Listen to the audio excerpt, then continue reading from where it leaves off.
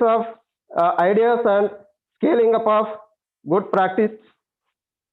I encourage all of you to participate actively in the sessions. I am confident that you will find new ideas, more knowledge, and novel partnerships to sustain your efforts in support of phytomedicine.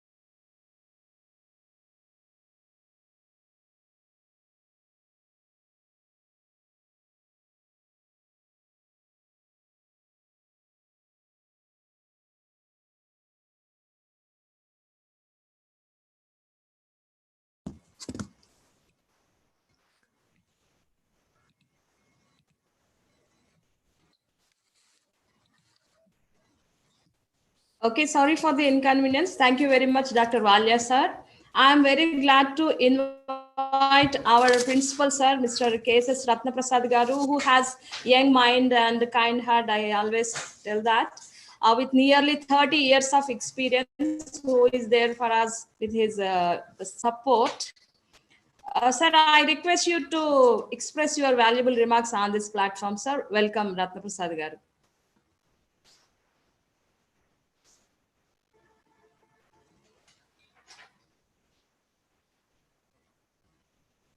వినిపించట్లేదు అసలు వినిపించిందండి okay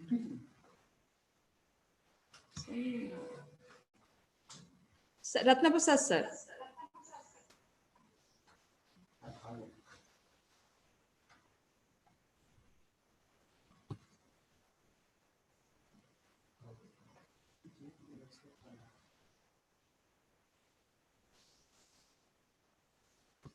So is there any problem?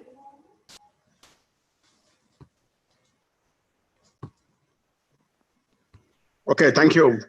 Okay, Thank you, ma'am, for your kind words always. And on behalf of students and staff of SRNB General College, extend my cordial welcome to all the participants and the resource persons.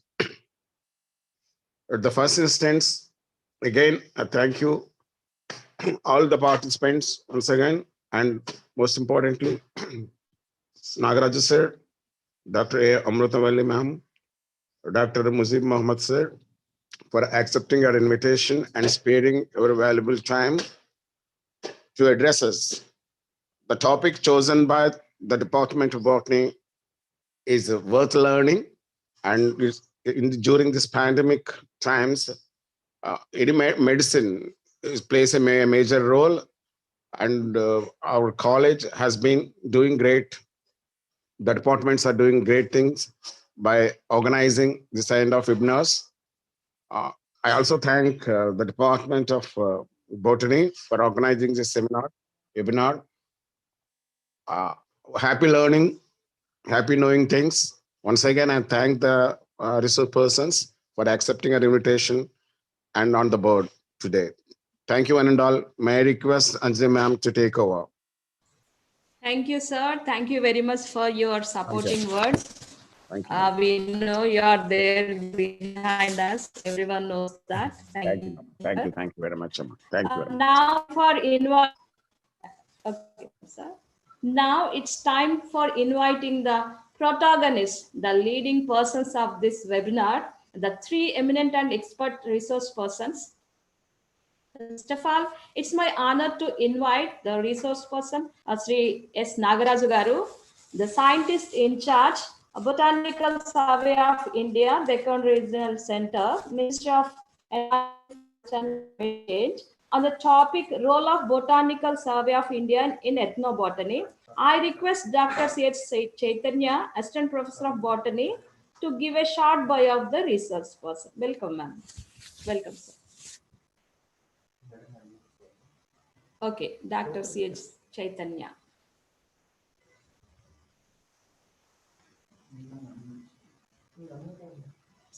Actually, I'm using Chaitanya's system.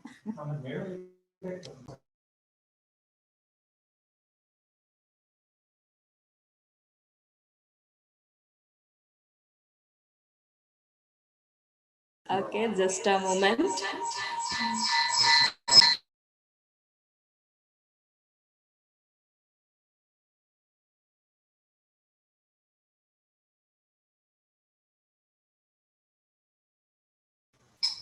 Now, please use this. I'll go there.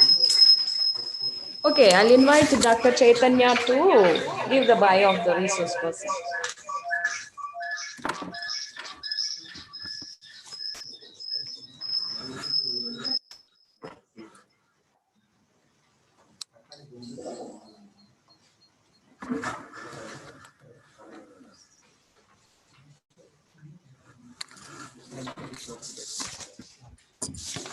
Thank you, ma'am. Very good morning to one and all. It gives me immense pleasure to introduce our speaker, Mr. Nagaraju Siddhabatula, resource person from Botanical Survey of India, Deccan region, Hyderabad. Before joining the Deccan region, he worked as research scholar at Indian Institute of Oil Palm Research Center, Indian Council of Agriculture Research. He trained on remote sensing and geographic information system from National Remote Sensing Center, ISRO, Hyderabad, as well as Forest Research Institute, Dehradun, for plant species mapping and remote sensing data analysis. He is the life member of Indian Society of Remote Sensing, Dehradun, and also he had training on botanical illustrations at Shillong. Then he started to work at Central Botanical Laboratory, Botanical Survey of India, Howrah, and currently placed in Hyderabad branch. He has more than 21 publications and one book chapter to his credit. His major area of work was in ethnobotany and taxonomy. He was involved in identifying 6 new species to science. That's a great thing, sir. Earlier, he was associated with projects like Ethnobotany of Ganjam, Jaipur districts, and also districts of Odisha, Flora of Seshachalam Biosphere Reserve, Flora of Nagarjun Sagar Srisailam Tiger Reserve, and Sacred Groves of Andhra Pradesh, etc.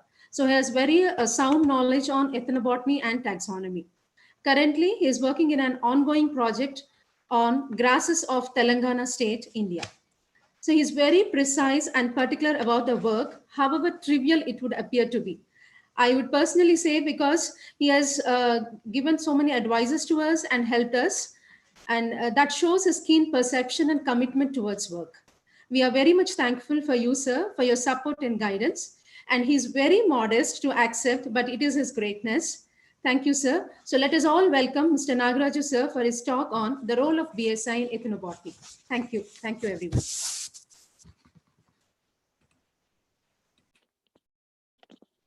Thank you, madam. Thank you very much.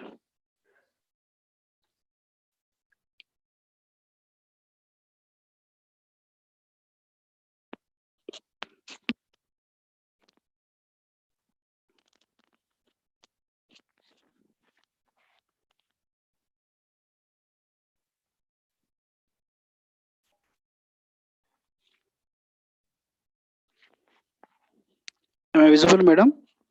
Yes, sir. Yes, sir. You are visible and audible. No, slide. Slide? No, sir. We can't see your slides. Kindly hold on line. Okay.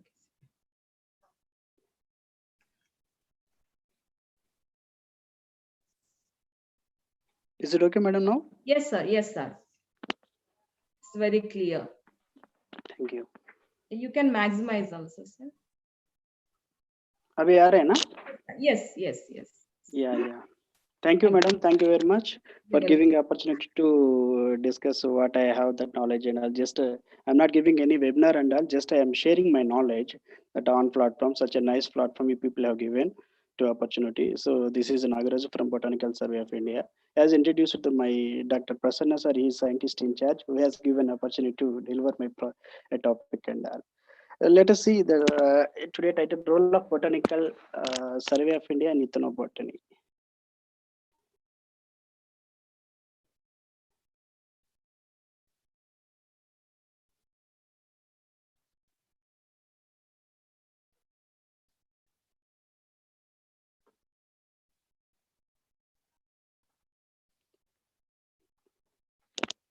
It's moving, madam.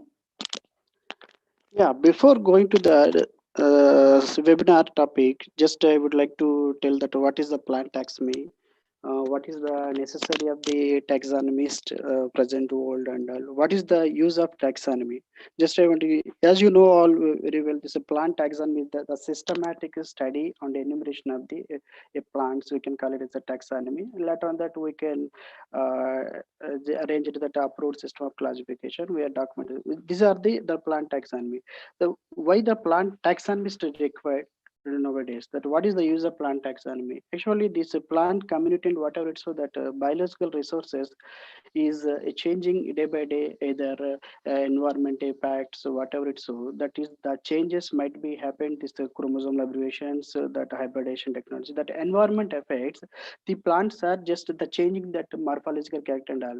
But by seeing the morphology only, the plant taxonomist can only identify this is the plant species which is belongs to so and so family, this comes under genera, this comes under species, like that we can, the plant taxonomist only can do this thing. And that's why the plant taxonomy that is involved in the that is taxonomy. So the importance of taxonomy, you know very well nowadays, that maximum 80% of medicines come from the plant derivatives only.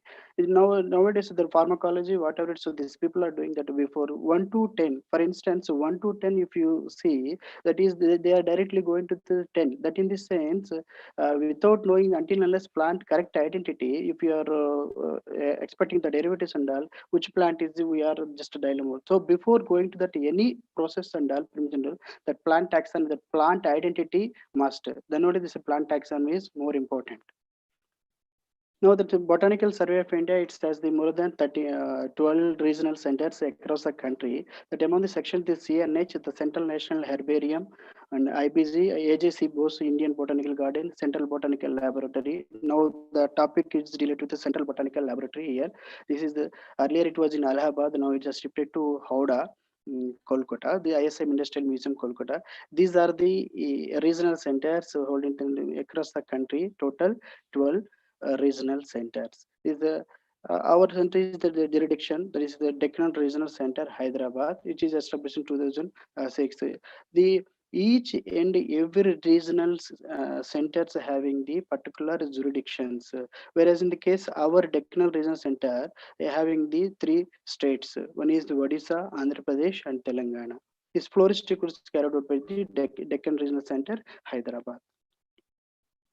The main motto, the mandated, is the exploration and documentation of vegetation from different geographical areas of the country, the conservation of germplasm in the form of orchidarium, cactarium, and botanical gardens. And apart from that, the collaboration with the national and international institutions and organizations to provide the data on ecology, taxonomy, and biodiversity to maintain the sustainable global development. Now, with the series is the CBT, the Convention Biodiversity. These are the data, main source data. We can, if we are sharing, disseminating each other, then only we can communicate with the one correct picture, what we have to do, what we'll have to follow. All those things we can get the base data. This and all the ecology and taxonomy and biodiversity. As you know, people are biodiversity and all, we know very well.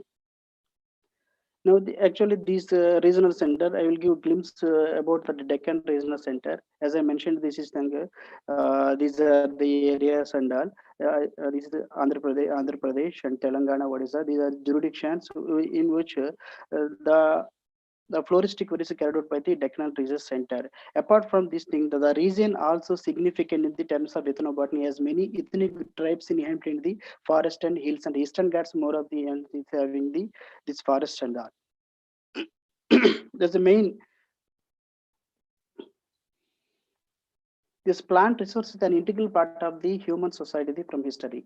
The thing is that after fulfilling the see क्या होता है ना मजबूरी से सब कुछ सीखना पड़ता है. The thing is that after origin of the species and other human beings are started after fulfilling the primary needs like food and shelter and has sought for the suitable remedy for the among the plants for curing the various diseases. Once he has completed one target, that is ऊपर रहने का, खाने का, पीने का, उस बात को हेल्थ को क्या करना है उसके ये सब कुछ मिला के उन्होंने ढूंढ करके they have specialized some plants and all. They are used as traditional medicines. Some of the traditional medicines are used in the greatest contribution made by the practitioners. Our villagers we are called as the healers in Odisha and Jharkhand, Chhattisgarh, in areas we are called as the local practitioners and nothing but as the healers. We can call them as the healers. They are practicing these traditional medicines. The traditional medicine by ancient onwards, they are using the such a medicines. They are for particular disease they are giving themselves. Nowadays it's going to ruin. Such way we are more focusing the traditional medicine more useful that. Then, as per SOFORA in 1982, about 60 to 85% population in every developing country rely on traditional medicines. As I mentioned, he has published a good paper article on that. 1982, SOFORA has 60 to 85% population in every developing country, like our Indian. We have the 60 to 85% population rely on the traditional medicines. Nowadays, they are not going for any allopathic and homeopathic whatever. So they are only simply traditional medicines. The practice of the traditional medicine widespread in China among the countries made first to China, India, Japan, Pakistan, Sri Lanka, and Thailand, and Korea. These are the main leading countries. They are using these traditional medicines rather than homeopathy and allopathy, whatever. So this now directly we are coming to this. What is the ethnobotany? Ethnobotany, as you know very well, that ethnobotany, ethnology is a study of the culture or specialized ethnic group having the see every tribe or every ethnic group having the specialized culture that is called as a unique in nature. Every unique in nature, like our genome and all having the every person having the one unique in nature. Such a way, these culture also having the differs from one culture to another culture. Such way we call it one specific ethnic group. These are all called as that's why we are India having the more than 500 and 220 other ethnic groups and 520 tribes are also there as per the 2011 census government of India. So let us coming to ethnobotany. This is the ethnology, the study of culture. Botany means, as you know very well, that the study of a plant is the study of the total natural and traditional interrelationship between man and plants and man's domesticated animals as well these crops. In ancient periods, the first domesticated crop is barley. That time onwards, they are in domesticated. Later on, that this paddy, maize, and all they are domesticating. So initially, these people are that is ethnic groups. These people are into gathering jungle fruits or tubers or hunting animals for food.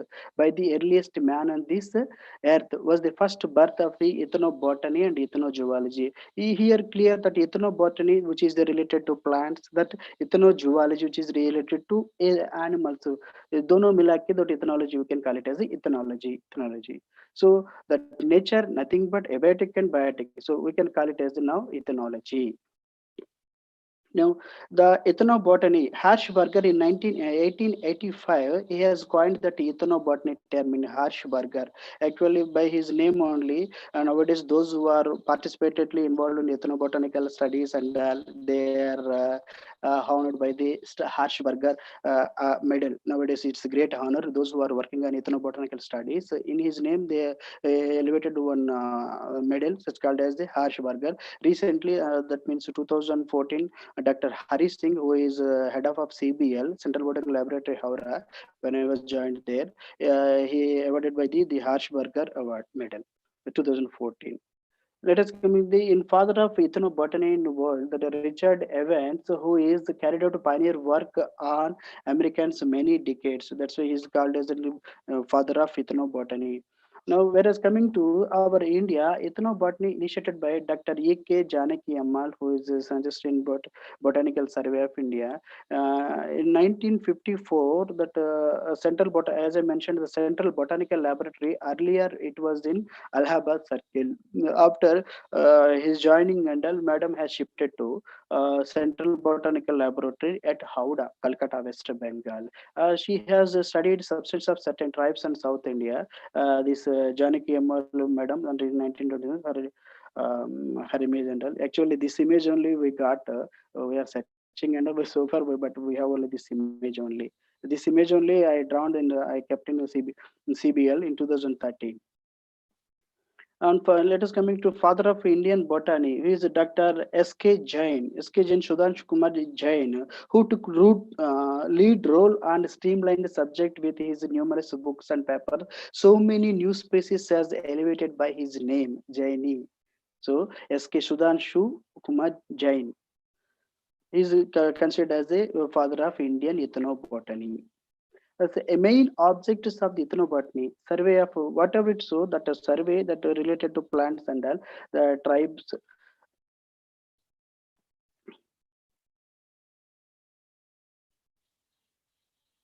One second, some technically some windows are opening here, it's not showing. Is it visible, madam? Yes, it is visible, sir. Some windows are unnecessarily coming and it is covering all. Okay, that pop-up I think some technical team might be stop that pop-ups and all on screen. That aims and objectives are ethnobotany, that survey and identification, that domestic documentation of the plants used for various purposes like food, clothing, medicine, currency rituals. These are the main criteria while going that documentation, either field visit, whatever it's so. These are the main criteria. That is what kind of plants, what kind of necessary, what kind of uses, where we can like that all just we can segregate and we are maintaining these. For instance, this is food, these plants is belongs to the food we are using for this food purpose. These are the clothing purpose, medicine purpose, some of the fodder purpose, some of the medicine purpose, some of the rituals, some of the rituals we are using. This kind of questionnaire pattern we have to make while going documentation. These are making to study the impact of tribal culture and vegetation by the investigating the impact of several myths, totems, sacred groves, and taboos and all. This is also one interesting thing. When I was in Howrah, that we are used to go the ethnobotany of Odisha in 2 phases. It has been carried out.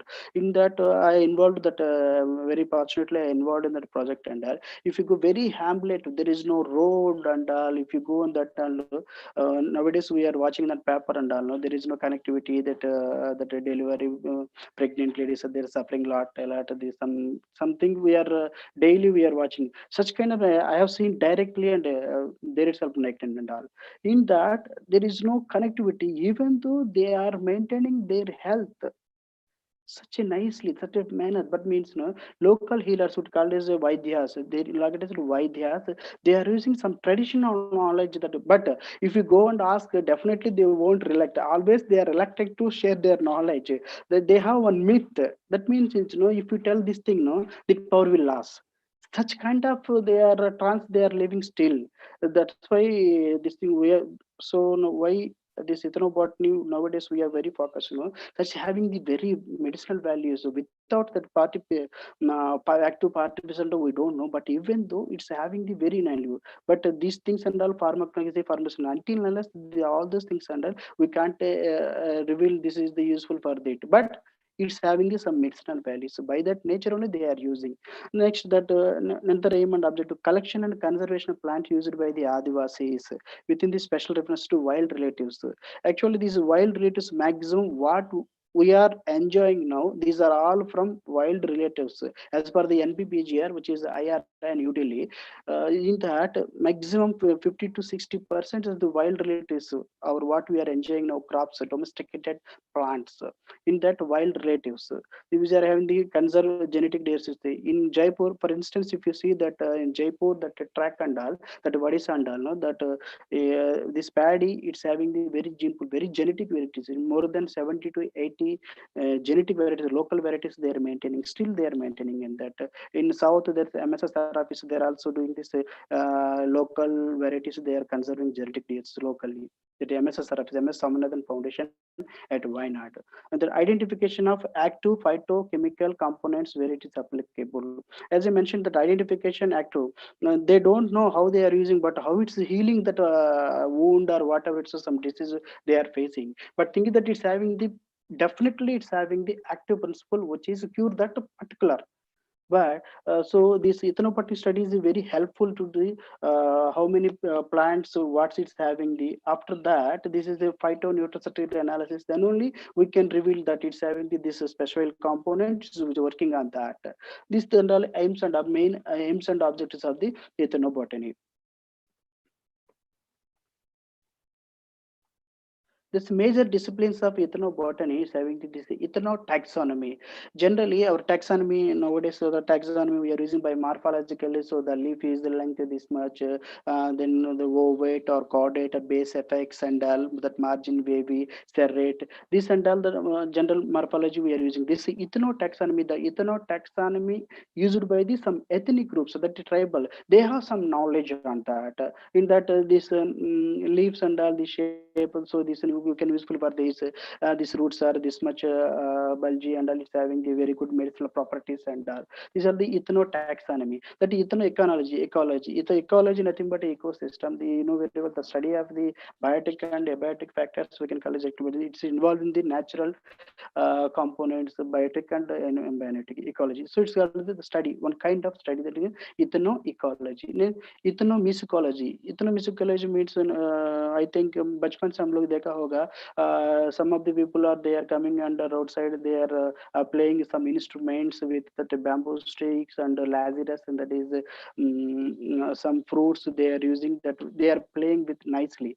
That is a musicology. That so ethnopharmacology, I mentioned this pharmacology by using the plants, the active principles we are extracting from pharmacology. That is what is the active drug in that. This kind of ethnopharmacology. And ethnomedicines, maximum 60 to 80% of the medicines from comes from these plants only. This is ethnobotany. This is the ethnomedicine. I think in our next topic, madam will then phytomedicines, in that she may cover, I think.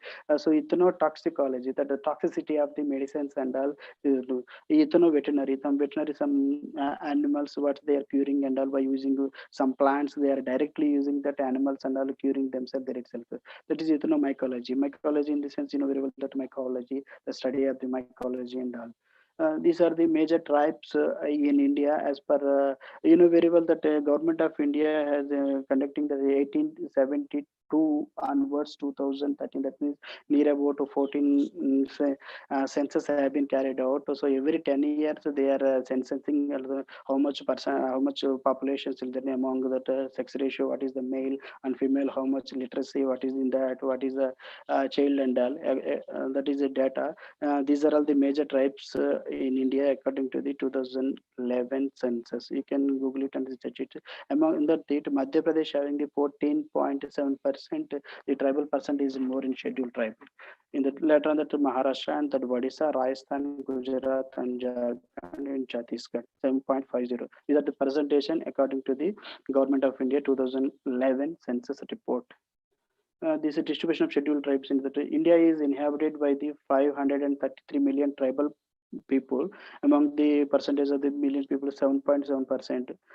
550 tribal communities and 227 ethnic groups. So ethnic groups is there in the one separate races, which is called 227 ethnic groups.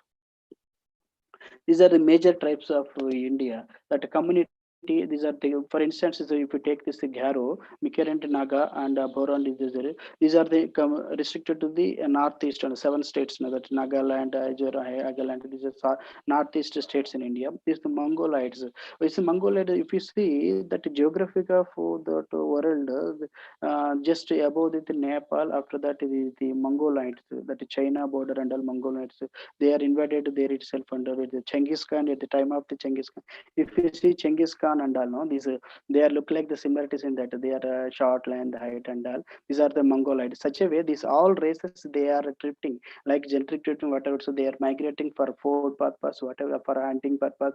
They are escaping from nature and all, whatever. So they are migrating. So now they are settled down. They are call it as the local tribes, which are the major tribes of India. These are the main origin from these Garo and the Nagolites and Gujar and the Mongolites and the Proto-Australites. These are the races which are derivated from these community labels from these races. Major ethnic groups in India. Their settlements, you see, where from ancient Sindhu, Harappa, whatever, to that period onwards, not only these ethnic groups, we are just derived from them only. Where this water is available, then only they are house settlements, properly human habitats they are arranging. This is the few of the habitats. Now it's going to diminish because of this corporate sector coming and they are doing something like Jindal and all these things and all. So that's why they are one by one they are invading. They are coming to that is civilized now. Uncivilized in the sense of some kind of terminology which is not used. But here that civilization means now they are turned to town area, just urbanization. They are coming and all they are doing the thing. What they have knowledge and all they are living there and they are coming and they are day by day it's growing. That is Barbatorai. So these are the some human settlements, that is hamlets, and Udaipur in Rajasthan, Coimbatore in Tamil Nadu, which photographs by Dr. Radkar Nargela, who worked in the Kodaikanal Wildlife Sanctuary. That time he has clicked and all these things given. Next, some major ethnic groups from Assam, Chin, Bodos. These are, see, as I mentioned that musicology, these are the instruments which are made from the plants, or this bamboo, then the wood from that shoria and all. This kind of instruments of musicology. The Varisa Kodo. So as I mentioned, this is Lazarus. See, this is Tati Sura. We can in Telugu call it as a kallu. You see, this fellow is carrying this that liquid, that Tati Sura. He are using this thing. These are also one kind of ethnobotanic expenditure. These are Nagaland, Naga tribes. So these are the, as I mentioned, each and every tribe having the unique nature, either is dressing sense, language, the ornamentation. What's by seeing itself, we can call it these are from some tribes like that. Some of the Khasis from hills from Rajasthan. This Meghalaya Khasi hills. Here also Garo hills is citrus sanctuary is there. There also one genetic gene herbplasm is there. Then Garo hills, Meghalaya hills. These are all from the Santals from West Bengal. These are Chekma from Mizoram. These Andaman Nicobar Islands, this Java, still they are reading. They want to mingle with these people and all. Just a simple, they want to themselves. What they want, they can live. Even if you our normal people, if you go, that is we call it in the plain area. No, these are the coastal area. These people, and if you go, our people and all, if they may not come and they not mingled. The thing is that now if they asking means they may not reveal us. So that's why telling so reluctant, they won't reveal what they are having, but still they are healthy. Somper in Andaman and actually the government of Andaman Nicobar Islands, they won't share any photographs. And since we have that one regional center Andaman Nicobar Botanical Survey opinion there, but the government of India they restricted to share their livelihood capturing and all very often. That's why unable to keep these things. This is from our website only brought. This is Kerala Kuruma. This is a photo shared by the Dr. Janaki. Dr. Sujana Madam, she is working in Southern Circle Botanical Survey of India scientist. There's some ethnonautical practice according to the ECRIP All India coordinated a project in 1994. In that, these are the checkerboard. It is having that percentage of the sea. Rather than the food and all medicinal only, we are using the more plants medicines from plants. Here we can see that a clear cut differentiation. How much percent plants we can use in that? How much percent use for this medicine? How much in the food and all. Some of the plants we are using that piper lung, piper see this people and all. The dried fruits are given with honey and all in the treatment of the cold and cough and all. We are using that dried and all. The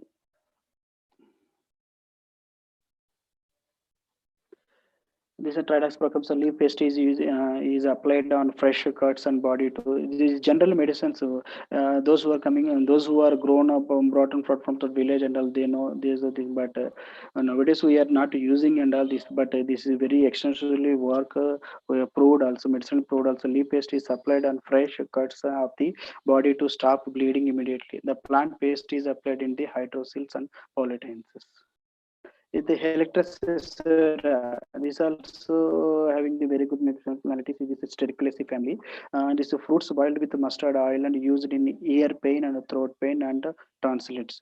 That fruit, see this twisted fruit is a nature. We can easily identify it when we are in field and this is twisted nature. This is Helictrus isoria. That fruit powder paste is boiled in mustard oil and applied in muscles to cure and the body pains and all.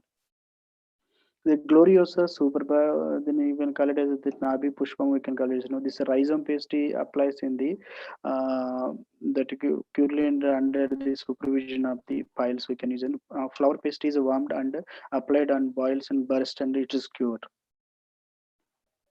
Celestus paniculata, it belongs to the Celestaceae. The Pingu, Kurji, Malkangiri, we can call it as the seed oil, it's having the seed, and this is a pericarp. It's a seed having the seed oil is very bitter in taste and applied on any type of wounds. Seed oil is also applied daily on gout, rheumatism, and arthritis. Till rheumatic arthritis, we can call it as the cure. It's a very extensionally used in medicine. The tribal there is still they are following and all. These are resinous communities. Amanadam, we can call it as the seeds also using the seed oil. Massage in stomach children. So still we are this practicing the seed oil and use it for the cooling and healthy growth of the hairs. Oil from seed is used illumination purpose. So nowadays some recent trends and also happen. Some hibiscus roses are certain pasted and they are mixing with oil and they're applying to grow and all. These are also proved in ethnic groups only. There's some wild edibles as well as insects and also the fruits, leafy greens, shoots, stems, and flower tubers, rhizomes, fruits, and also that the honey combs also they're using that insects also they're taking that crabs, wild crabs, and all fishes, birds, mammals. These are all the wild edibles from which are from the wild only. Some Senna taurus alpinaceae. This species plant is an unknown disease. Most often come from the herbaceous plants such as the amaranthus. Still, we are using leafy vegetables and all. Amaranthus, Senna, Acheranthus, colocasia. These leaves and all used for nowadays. This colocasia leaf and all also in kidney stones and all. Kidney stone for using that is Kondapinde. Erva lanata that also leaf paste is using for the kidney stone purpose. Now still they are using that kidney stones purpose. So acheranthus also they are using this acheranthus woody plants using the paste and all. They're making chutneys and all this thing and all. Some of the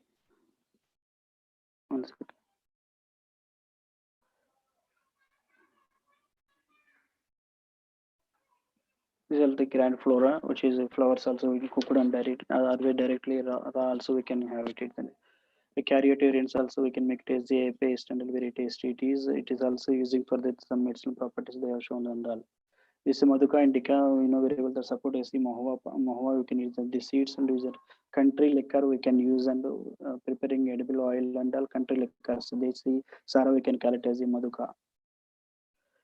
Some rubus fruits also having rubus ellipticus, raspberry and all, Syzygium cumini, the jamun and all. Some tribal children collecting in the kusumum flowers and they are taking.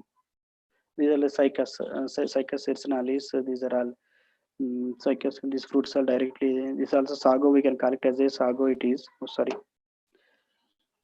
This sago it is when it is powered in the scarce season we can use it as seeds and all dried and powder it and they are taking as a supplement to the rice and all. These leaves, cycas leaves and all they're using for mats and all their purposing.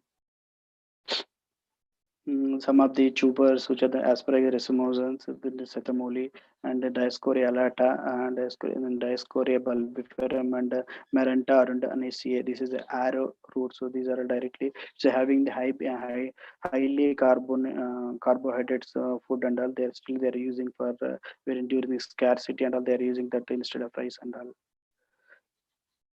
These are the some pteridophyta here. This is also very valuable things in Drinaria and Quercepalis and Polypodaceae, which is our BSI AirCats. Dr. Kalimurthy sir has given this photo under. The rhizome is stringent, bitter, and tonic to the bowls. It is used in the treatment of typhoid, dyspepsia, and cough. These are using. Woodfordia fruticosa. This flowers used for the country liquor. This is the Literaceae family, the Trifolia. These are all the dye-yielding plant is in Botany monispermis lignipelis. We can call it as he is using the dye plants. We can call it as dye. Osimum tenifolium is social religious purpose. We are using this tulsi. You know very well this is social religious also. Not only this Osimum tenifolium, some Jadirecta indica, some Majadi. These plants are using for social Adansonia, digitata. These are also some rituals they are happening under nowadays. Not only as I mentioned that the plants is integral part of the life of since history. So whatever it's so balanitis they are using for some ritual purpose. Likewise, maximum always they are mingled that life without these plants either directly or indirectly. Whatever so that plant products always the integral part of the human society since history. This is Hyptisolence. This is also uh, some severe evil spirit also it will go. This is the one belief and all. Still they are following. This is clicked up from Odisha. This is Hyptisolences. This is Clistanthus colinus, Philanthus family, Cicocoda, insect repellent in paddy field. Still in Kerala and all, they are using this Clistanthus colinus as a insect repellent. If you that twig and all, if you stick on the paddy field, that insects may not come and all. Some statute houses in nowadays maximum hamlets they are going to build in Pakka houses, but still we are having these thatched houses. These thatched houses made by the maximum grasses. This Oriza, that is husk, this straw and all they are using. Arundo donax and Arunilla cetacea and Phragmatis carcana juncaria are example for the grasses genera using for the thatching purpose. Still they are following this what is maximum tribals they are using this thing which are available in wild only. So this Phragmatis juncaria and all very nicely they are mean it's protected from the rain and all water. So some cart wagons wheels. There is Soria robust and Dipteris and Anagenesis family and Anagenesis latifolia, Emilia Ascidica, Diaspora, and Terminalia are used for making the carts, bullock carts. So I think सब लोग बचपन में शायद देखा होगा. अभी देखिए ये म्यूजियम में देखना पड़ेगा. देखिए say acacia, some jute fibers and also extracted from the acacia, that grevia, dairies, and sterculia are the good source for the fiber. So these are the jute corcorus. Some of the this is corcus species, which is how to extract from step to last end product, that is cloths and all these things and all. Given this is Dr. Ravikishore Pamati, who is in NBPGR, scientist. He has shared this document to show this thing. Thank you very much, Ravikishore. Next, these are the Acacia coccinea, sapwood, shika, you can call it as this is a fruit powder used for the shampoo. These are the soap nut tree. These are the fruits are used for the washing clothes and all. These are still they are practicing this thing, soap nut. This is Shilichara Elias Appendaceae. The Kusumam leaves we can call it a lopped as a fodder for goats. For goat purposes, using a fodder. The grass collecting for making booms. This species Aristida cetacea and a few species are the leptoclova and some Orchis family, that is phoenix. This and are for using broomstick. Especially this is village. Still they are practicing this Aristida cetacea as a broomstick. Aristida. This species Aristida cetacea. Some of the bird traps, see here some of the bird traps here, by using, if we enter into the bird, it is trapped by this instrument and all. Some of the Surya robusta leaves are using for leaves for serving food and all. Some nest for in chickens and all. This is the bamboo sticks and all. This is they are making the very patla wala karke bone banayega इसमें रहेगा.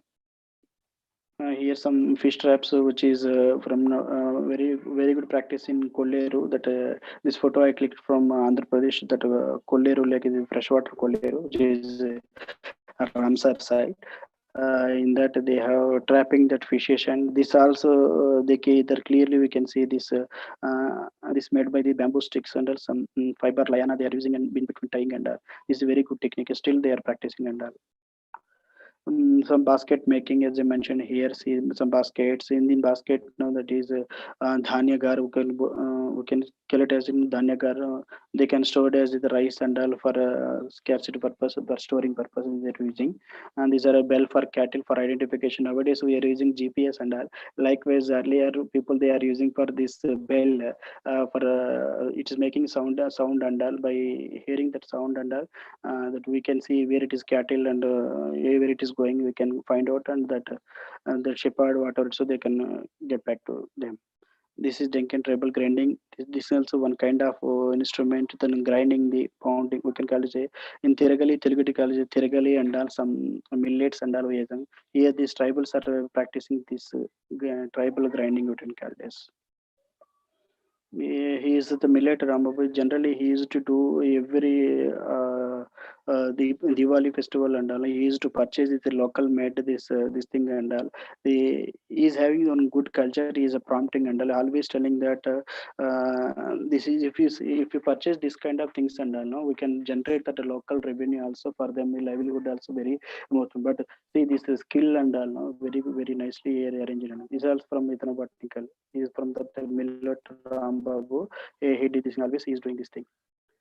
And these are the some instruments prepared by from ethnobotany. This is the flower. This is also one kind of fish trap. This is also one fish trap. These are all stored and all with the arrow. This I have shown here. This clear and all. Yes, some of the musicology, as I mentioned here, no, these are the musicology. We can call it as the ethnomusicology. These are the instruments. This is the one kind of groups and all they are using for ethnic groups. The ethnomusicology is some of the seeds and all they are using for ornamentation, the thrust ammonium, this thing and all that ornamentation, Labras pectorias and all these things. This is Ormusama monosperma. The seeds having such a nice jewelry and all they are making. That is actually apart from that, this Coax lacrima jaba in northeast they are using that seed. Actually, Coax lacrima jaba, it's having this kind of structure. This is the metamorphosis structure. In that they are making a hole under it's very value and it's then generating very good value for ethnic groups and all. In not only over India, that foreign also it's having the very good. That stony, it's rather than that diamond, it's having the more capacity. It's unable to break also. Such a nice properties. And Coax lacrimae. Likewise, we are making this avarnas. Some document knowledge is required. Why required? A great deal of information about the traditional uses for plant is still intact with the tribals. Still they are using, but they are not. Recently, in Kerala, Trichopas jalanica, these minister missing members are having that they are not taking any food and all. But if we chewing 2-3 leaves, that recently one and the CSR team also has gone there and they made it in the GAI, geographical index. Every product, whatever it's so like patents and all, as per plant breeders and all, every product having the GAI. Like Hyderabad biryani, it's having the GI, like that Kerala and Doodh Bheda. It's having every product. Some rices, golden rice in Kerala and Northeast, it's having the basmati rice, is having the GI. So this kind of GI is having this. The native healers are, we can call it as they are always reluctant to accurately share their knowledge to outsiders. They have one belief, since they are presidings are from their ancestors, they are telling that if you tell this story of behind of this medicine, this property will lose. Such kind of myth they are living. So that's why they are unable, they are not willing to share knowledge to outsiders. So that's why still they are knowledging themselves. They are keeping modernized new generations of the tribal family is not showing any interest in traditional knowledge, as I mentioned earlier. So modernized new generations of the tribal, so they are just inviting to the urbanization. They are one by one they are falling down. Their knowledge also depleting. The knowledge is depleting with the biodiversity. So these are the why need this ethnobotany study and all. These are the characters. Here the some ethnobotanical uses this. Um, this comb is also made by methanobotany, and this leaves and all this by using this leaves and all taking food and all water he is drinking this thing. This is the documentation. While documentation, he is Dr. Hari Singh recently who won the Harshberger medal for ethnobotanical studies. He is Dr. Pankaj Dole, Dr. Monica Mishra, and this and mine and all. These are the documentation. They are taking information. This is he is from the local healers. At least we roamed around 2 3 days to find one local healer. Vaidya. He only revealed a few knowledge on that. This is the Indonesia. Sorry, and this is the Indonesia we are using for this. Uh, for directly we can use the Deepa control lamp made from the hardwood and the rind of the intercarpaceous pentandula. Now, thank you, Dr. P. Prasanna, HO, BSI DRC Hyderabad, for giving opportunity to deliver my this discussion, my topic content. Especially thanks to a team of webinar.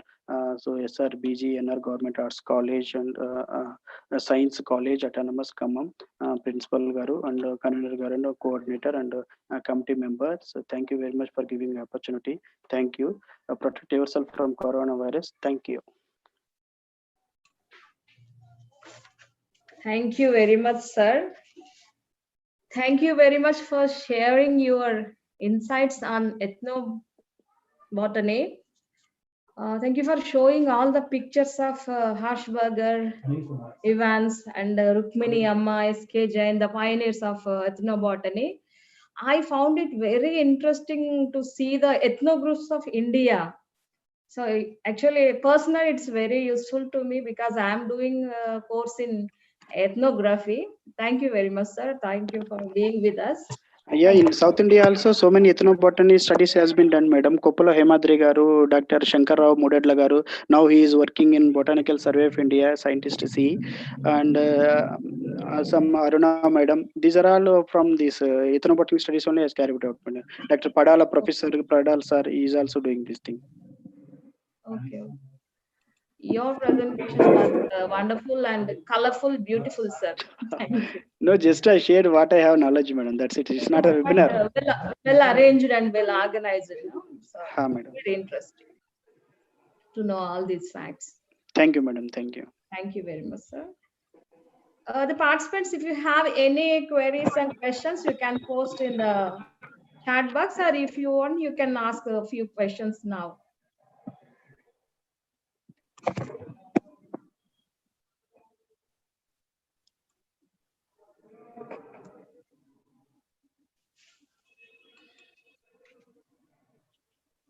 Not only on southern India, in North India also Ashok Kumar Jain, who is Shivaji University professor, is also well-known person in ethnobotanical studies. He is having separate division ethnology.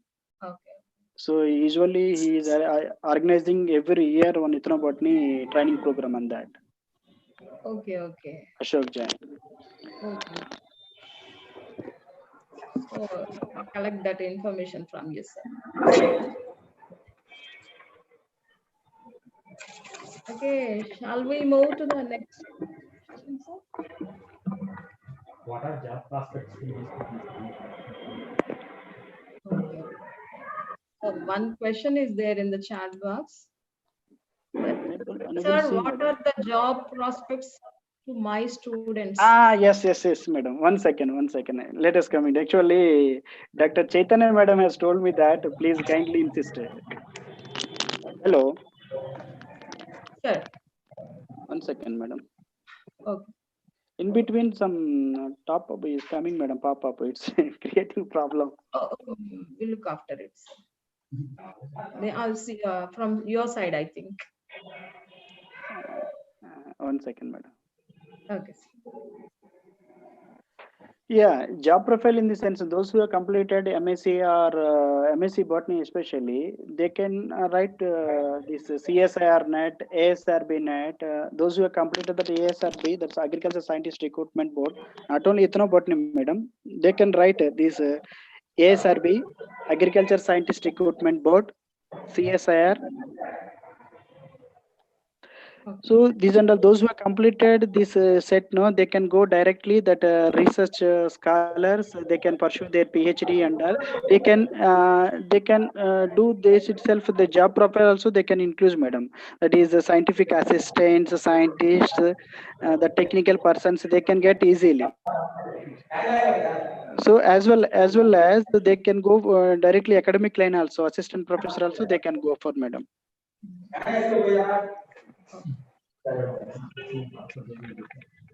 Hello. Okay. Thank you, sir. One more question is there. And compliments, wonderful, sir. Excellent, sir. Anjani madam, can I have one question, madam? Anjani madam. Yes, sir. Yes, sir. You can ask Anil Kumar. बोलिए sir. Sir. Good morning, sir. Very nice and lucid presentation, sir. Sir, thank you. Sir, what about like students' contribution to build this biodiversity registers as prescribed in the rules of the Biodiversity Act? Okay. So that we can patent those plants or varieties, whatever it is. Yeah. That is a separate thing, sir. Actually, that is yes, sir. That is actually intellectual property rights. You can bolte intellectual property rights, sir. For that, if you have any active principle or whatever it's so, you can raise it as a patent. Then only you can register as a patent, sir. That is different from this thing. GA also as part of the intellectual property geographical index. Likewise, these patents also like plant breeders in ICR in agriculture research. They are using that plant breeder rights. Such a way, this also having, sir. Like our CD, we are using one book also publishing that is copyrights. Such a way. Sir, thing is, sir, actually, the practical situation is the so-called sarpanch and secretary of the each village has to maintain these registers as per the act. But I inquired few of the people and they don't know about these things. Actually, yes, sir. This thing happens, sir. See, sir, any policy, it should come up to, it should reach up to what we are expecting that level, sir. That means people level, that is ground level, we should reach, sir. Until unless this propaganda will there itself only, sir. They should aware what we have to do. We should aware them first. Sir, okay. Thank you, sir. Sir.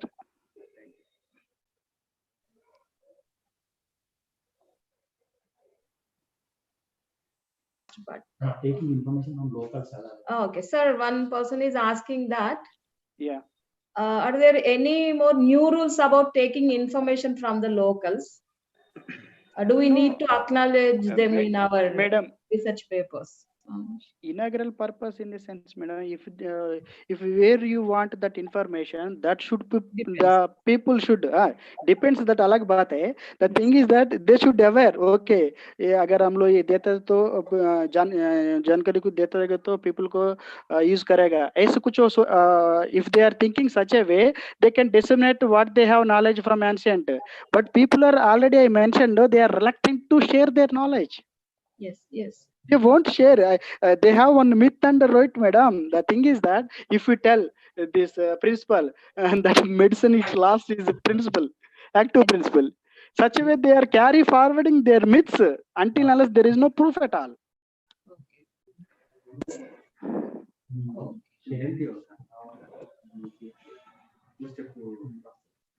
Okay, one person is asking, is it possible COVID-19 can be prevented by Withania somnifera. Withania somnifera. So far Yes. not yet proved, madam. So far not yet proved. So many homeopathy medicines has been come. They are telling that this coffee leaves and all. No, they are making that corazine. Corazine recently one medicine came. That is not the principle in that we should study thoroughly. Okay. The main thing is this is the COVID-19 is related to virus, nothing but RNA. So we should stop that RNA propagation. We should break the chain. Yes. We can't control. We should break the chain. Then only it will just we can come up to some of the level. That proliferation we can stop. Okay, so is there any PG course in ethnobotany available Yeah, in India? yeah, madam. I mentioned another Shivaji University, who is AK Jain. He is also AK Jain, but he is Ashok Kumar Jain. Is Shivaji University Gwalior. It's having this separate wing, madam. So many Jains are there. Okay. So many Jain, but our father of Ethnobot in India also Jain, Sudhanshu Kumar Jain. He is the president. Okay. And thank you very much, sir, for your interaction with our participants. And See, thank madam, the thing is that COVID, this is related to RNA. RNA like our HIV, this and all. No, we can stop. We cannot ruin. That means complete invalid, but right. we can stop that proliferation as per our PCR structure and all. We can make it done. This is genetic engineer. I can explain also. Yes, thank you. Huh. Okay, thank you very much, sir. Madam Amrita madam thank you first time I am seeing you मैंने सुना आपके बारे में लेकिन कभी नहीं देखा नहीं such a platform you people have arranged. Thank you very much. Okay, it's my pleasure to invite the next resource person, Dr. A. Amrutavalli, Associate Professor, Department of Botany and Microbiology from Nagarjuna University. Welcome, ma'am. On the topic phytochemicals from ethnobotanicals, an alternate medicine to modern medicine. I request Mr. Sri J. Anil Kumar, Assistant Professor of Botany, to reveal the detailed profile of the resource person. Welcome, Anil Kumar, sir. And welcome, Amrutavalli, ma'am. Yeah, thank you so much, ma'am. Good morning, everyone. Thanks for being here. So this is Anil Kumar Jupudi, Assistant Professor of Botany, Government Degree College, Mangur. So today it's a great pleasure to introduce Dr. A. Amrutavalli to our webinar. She's an Associate Professor in Department of Botany and Microbiology in Acharya Nagarjuna University. She has published around 80 international publications and 3 book chapters, guided 8 research scholars, and still 4 are working in her lab.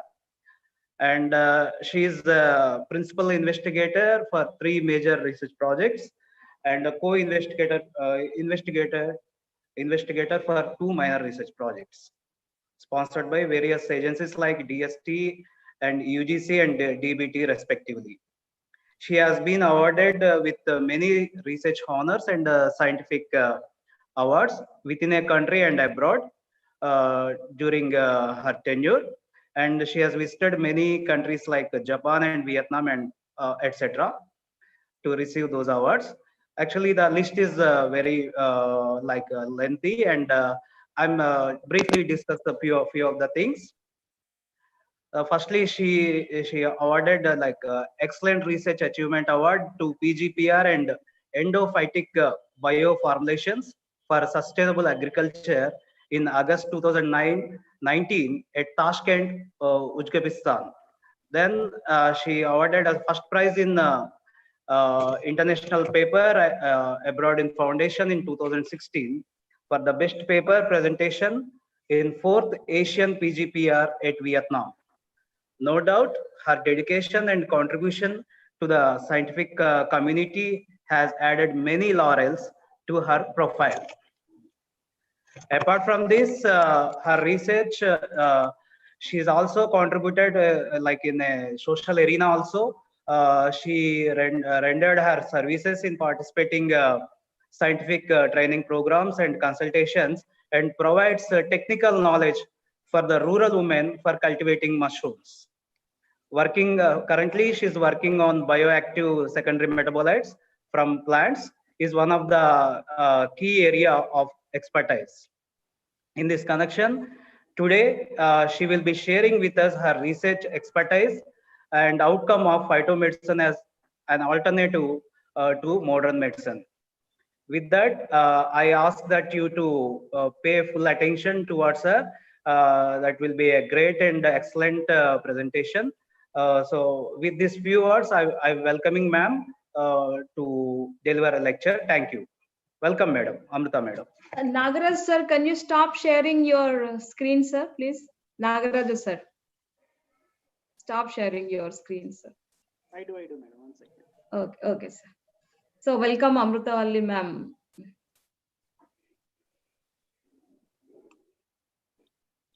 Welcome, ma'am. Ma'am, unmute yourself, ma'am. Unmute your audio. Please unmute your audio, ma'am. Yes.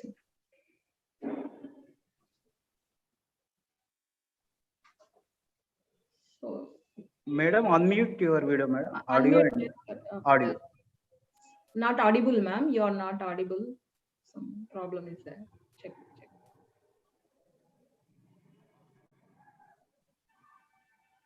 No, ma'am. No, you are not audible. We can't hear you. So check the audio once.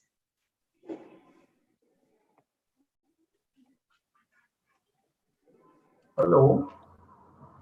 Yes. Yeah, yes, ma'am. Yes, ma'am. Now am I audible? Yes, ma'am. Yes, ma'am. We can see your beautiful picture also. Okay. Thank you very much. Okay. Welcome, ma'am. I said because of the interruption of internet, I used to maintain both the desktop and the laptop. Anyhow, No, ma'am. thank you very much for the nice introduction. And after hearing a wonderful, colorful lecture from Nagaraju, really, which is useful to the students.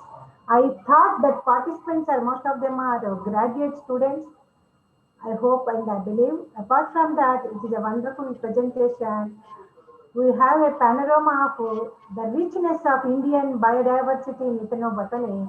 Thank you, Nagaraj garu, again and again seeing those wonderful pictures.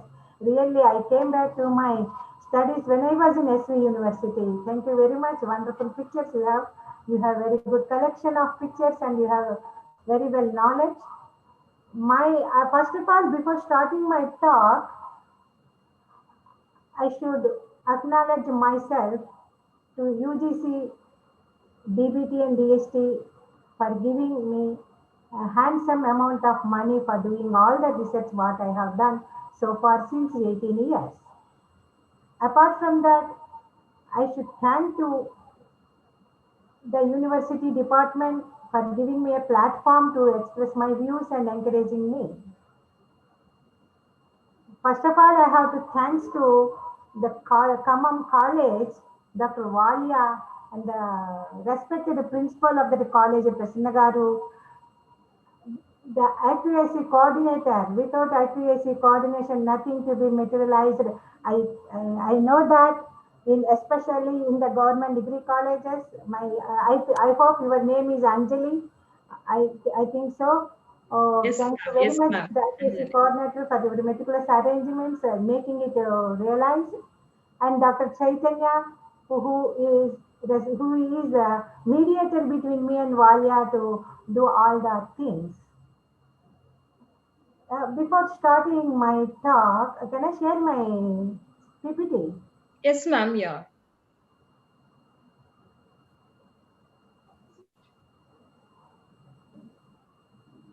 Is it visible?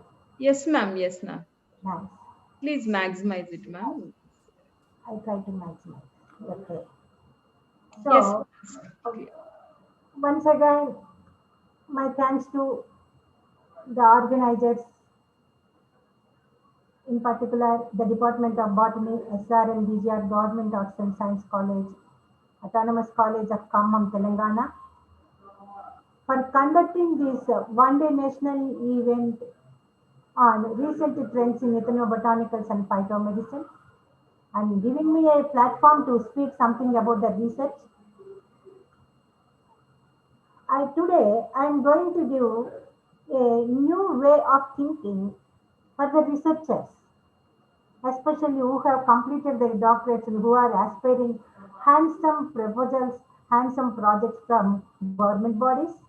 And I want to open a new avenue to the young students how to think for the research, for the future research in especially in phytochemicals and in ethnomedicine. That is why I choose the topic. Some of my slides are very old slides. You please bear with me because these are all the collection of all the slides what I have so far I presented in different conferences. Today's topic is phytochemicals in herbalism, an alternate medicine to modern medicine. Here, I would like to say where from I am speaking. What is the background for me to speak something about this? This is my mother. This is the university where from I have done the work. This is our university, Acharya Nagarjuna University. Which I think most of you know that it is on NH16 National Highway near Namburu village. This is a state university with NAC accreditation. So this is the icon of the Nagarjuna University because Nagarjunudu is hailed from Undavalli caves here, and we have so many Buddha stupas and Buddhism tributaries here. So this is an arbitrary for his significance in the nation. This is the main gate of our Nagarjuna University. Comes to that, this is the beautiful greenery of our university, which covers nearly 318 acres. We have a rich vegetation. Apart from that, I am very proud to say we received the best Swachh Award, fifth Swachh Award in the year 2019 for our meticulous maintenance of greenery and cleanliness. Apart from that,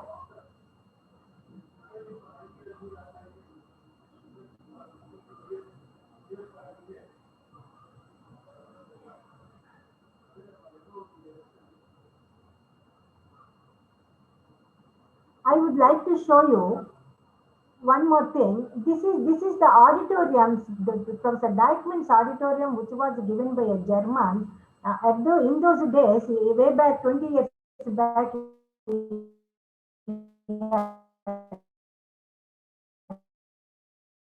given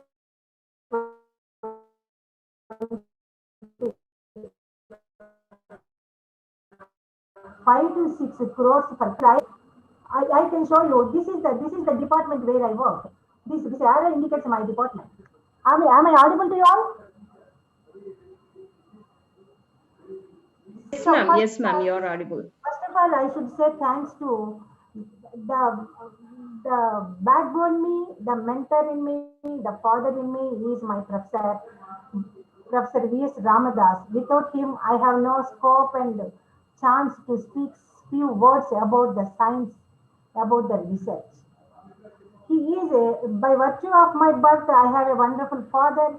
By virtue of my fortune, I have this wonderful father. Homage to my beloved professor who is a FNA. He is an FNA from Oxford University. He is the man behind my thoughts. He is the man behind my steps. He is the man behind me. He is the man who has given the voice to speak something about the research. My homage to my beloved Professor V.S. Ramadas for giving this opportunity to speak something about the research. So this is because the contest is with phytomedicines and herbal medicines. We have a herbal garden of nearly 8.8 acres of herbal garden we have in our university with a collection of 380 medicinal plants. Most of them are indigenous. Some we have introduced from China, Tashkent, Thailand, Bangkok, and we have a beautiful collection of rare orchids. One of my colleagues, Dr. S.M. Qasim, has done extensive work on orchids. We have some rare orchids also in our botanical garden. So this is also treasure grove for our university to do research on ethnomedicines or phytomedicines. So this is a rare asparagus species. This is called Lau Pilligaddalo. It is called Asparagus ferran. It is one of the rare plant we have in our garden. Let us start my talk with the topic. What is herbalism? Herbalism is a new word. So it has a synonym called herbology or herbal medicine. So being the botanist, we all know that there are three categories of plants: herbs, shrubs, and trees, whatever it may be. If you use the leaf part of a tree, if you use the root part of a tree, it is also called as a herbalism. So use of plants for medicinal purpose strictly based on scientific method. This is called herbalism. So come to the herbalism. In the right from the decades backward, more than two-thirds of the world's plant species, nearly 35,000 of which are estimated to have medicinal values, and they are called medicinal and aromatic plants. We call them as MAPS. So I believe that there is no number to this. Out of the 2,80,000 species so far there in the Bentham and Hooker classification, no plant is a waste. Each plant has its own medicinal value, but the rate of medicinal value and the rate of and the frequency of the research we have done on the medicinal plant, we have given a petty number of 35,000. Otherwise, each and every plant, no plant is a waste species on the earth, Mother Earth. That is a different story. So these are some of the medicinal plants so far we have extensively studied. One of that is Datura stramonium. These medicinal and aromatic plants, significance, variation of plants characteristics have been ascertained with varying soil traits and cropping strategies. I want to give an example here. Nowadays, the buzzword is aloe vera. We used to call it as aloe vera, but there are so many herbal products are released into the society. Being the botanist, being the ethnobotanist, being a biochemist, what is the quality assurance there? There are about 12 different species of aloe vera. Most of them are mimicked with the original aloe vera, which is being extensively grown in the northern foothills of Himalayas. What are the products we receive now in the name of aloe gels and aloe vera cosmetics? They are all from major junk is from aloe barbadex. That is one issue. The medicinal value of the plant lies with its soil traits, where it grows. The soil decides the property of a plant. There is a beautiful symphony between the soil and the plant, because the soil is the food to the plant. So the soil trait decides its medicinal value. There is no fun. There is a great fun doing some research on Devadaru, growing in South India. Devadaru shows its wonderful medicinal value as long as it grows in the Himalayas. So all the researchers who are flocked here and all the young students who are here and all the aspiring budding scientists who are in the list of participants, the basic thought what we have to cultivate is what is its habit? What is its habitat? The soil trait is a major contribution to its medicinal value. At the same time, the cropping strategies. As Nagaraju Garu in his lecture, he has said that there are some myths in it for exploration of ethnobotanical knowledge from tribal people. Apart from that is a 40%, there is a threat also. What all the ethnobotanicals which are growing in the various hilly areas and valleys and tribal regions, they are growing under natural atmosphere. That natural atmosphere has given them the opportunity to exhibit their wonderful medicinal properties. Once the knowledge is explored, the greed of the scientists or the greed of the NGOs or the greed of the society, it may prone for bringing that plant to the artificially in vitro conditions, other cropping strategies, there it loses its property. So what I want to say you is, for especially to the medicinal aromatic plants, basically I am a plant biochemist. Apart from that, after that only I am a scientist in phytomedicine. So soil traits and cropping strategies are very important tools to explore medicines from whether they are the normal herbs or from the ethnobotanicals. Here are some of the ancient ethnobotanicals what we have so far. These are some of the things with different names. Previously, this is an exhibition of ethnobotanicals in China. Today we are having the green tea concept. So where from this green tea concept comes? It comes from the ethno people. It comes from the tribal people. So they have different names. These ethno products, they have the different names. The herbal trees we used to call them as tisanis. The tisanis is the name given to the herbal teas. Liquid of extracting herbs into water too, they are made in a few different ways is called tisanis. So this is now, every home is now having the practice of using tisanis. The next thing is the hot water extraction of herbs, infusions. Our green tea is an infusion. So we take the mentha, infusion. We take the camphor, mint infusion. Chamomile, mint. It is also, these are chamomile or mint. These are all called infusions. These are the English words given to different herbal products.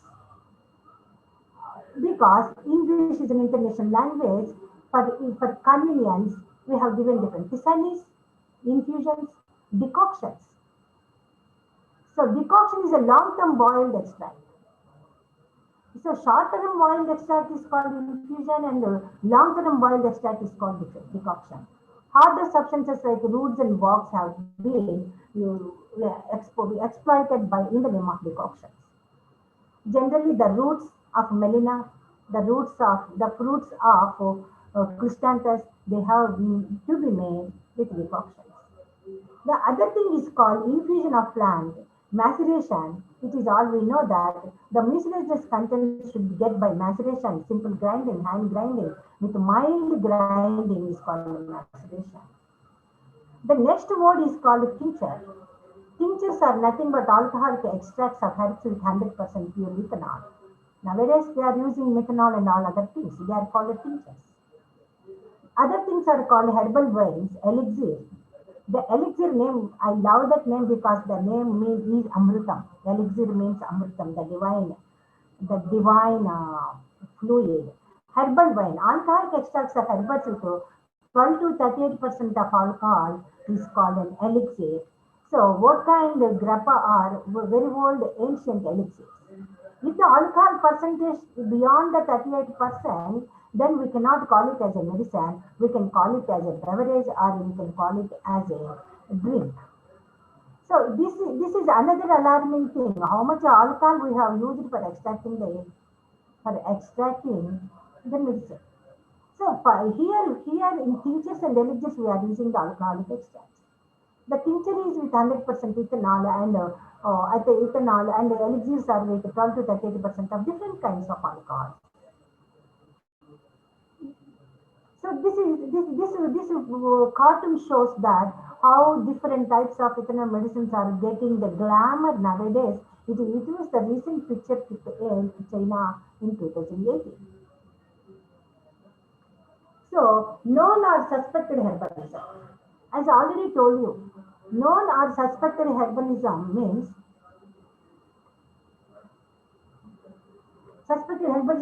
Aconitum. Aconitum is a plant which is extensively used in homeopathy, Ayurveda, Unani, etc. It is a beautiful cure for heart palpitation, arrhythmia, nausea, vomiting, abdomen pain, respiratory system, and death. Then a question: what is the quality? What is the purity of the particular component in the aconitum? Is it is a greatest threat. It is a greatest threat in the present scenario. How the quality have been assured in a pollutant. Already I told you aloe vera. Is it the real aloe vera? Is it the species which is growing in the same cropping conditions? Is it the aloe vera which is growing in same soil conditions? Is a big question mark. Aloe vera, we all know that it is a very good medicine for abdominal pain, diarrhea, carcinogenic with other can potentiate cardiac glycosides and anti-arrhythmic agents. The wonderful drug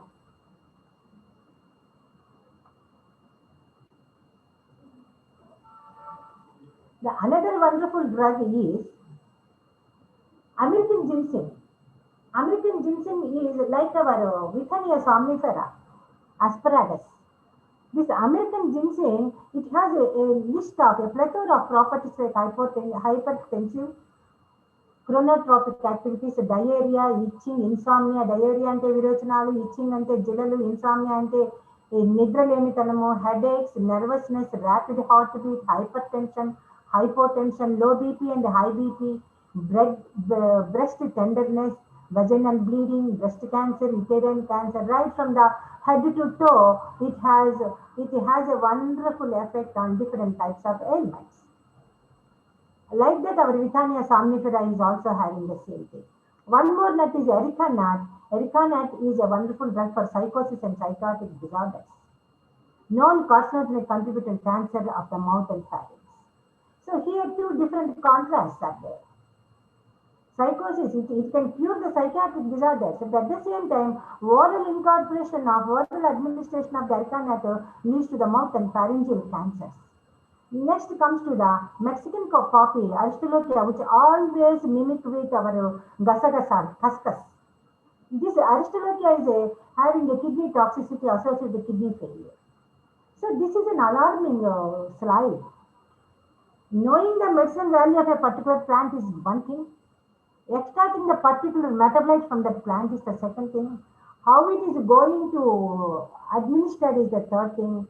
What are the contraindications if they have not maintained the quality properly, if they have not maintained the quality control?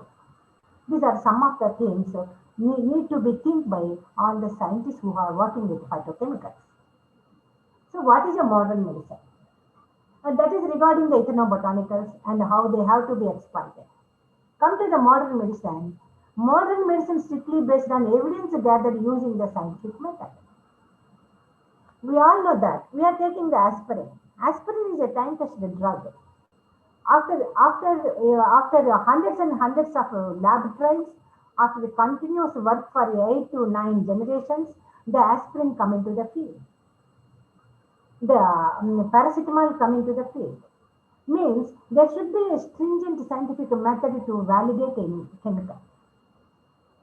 So the mission of modern medicine, modern medicine, just remember dear friends, modern medicines are all from synthetic and semi-synthetic and non-synthetic chemicals.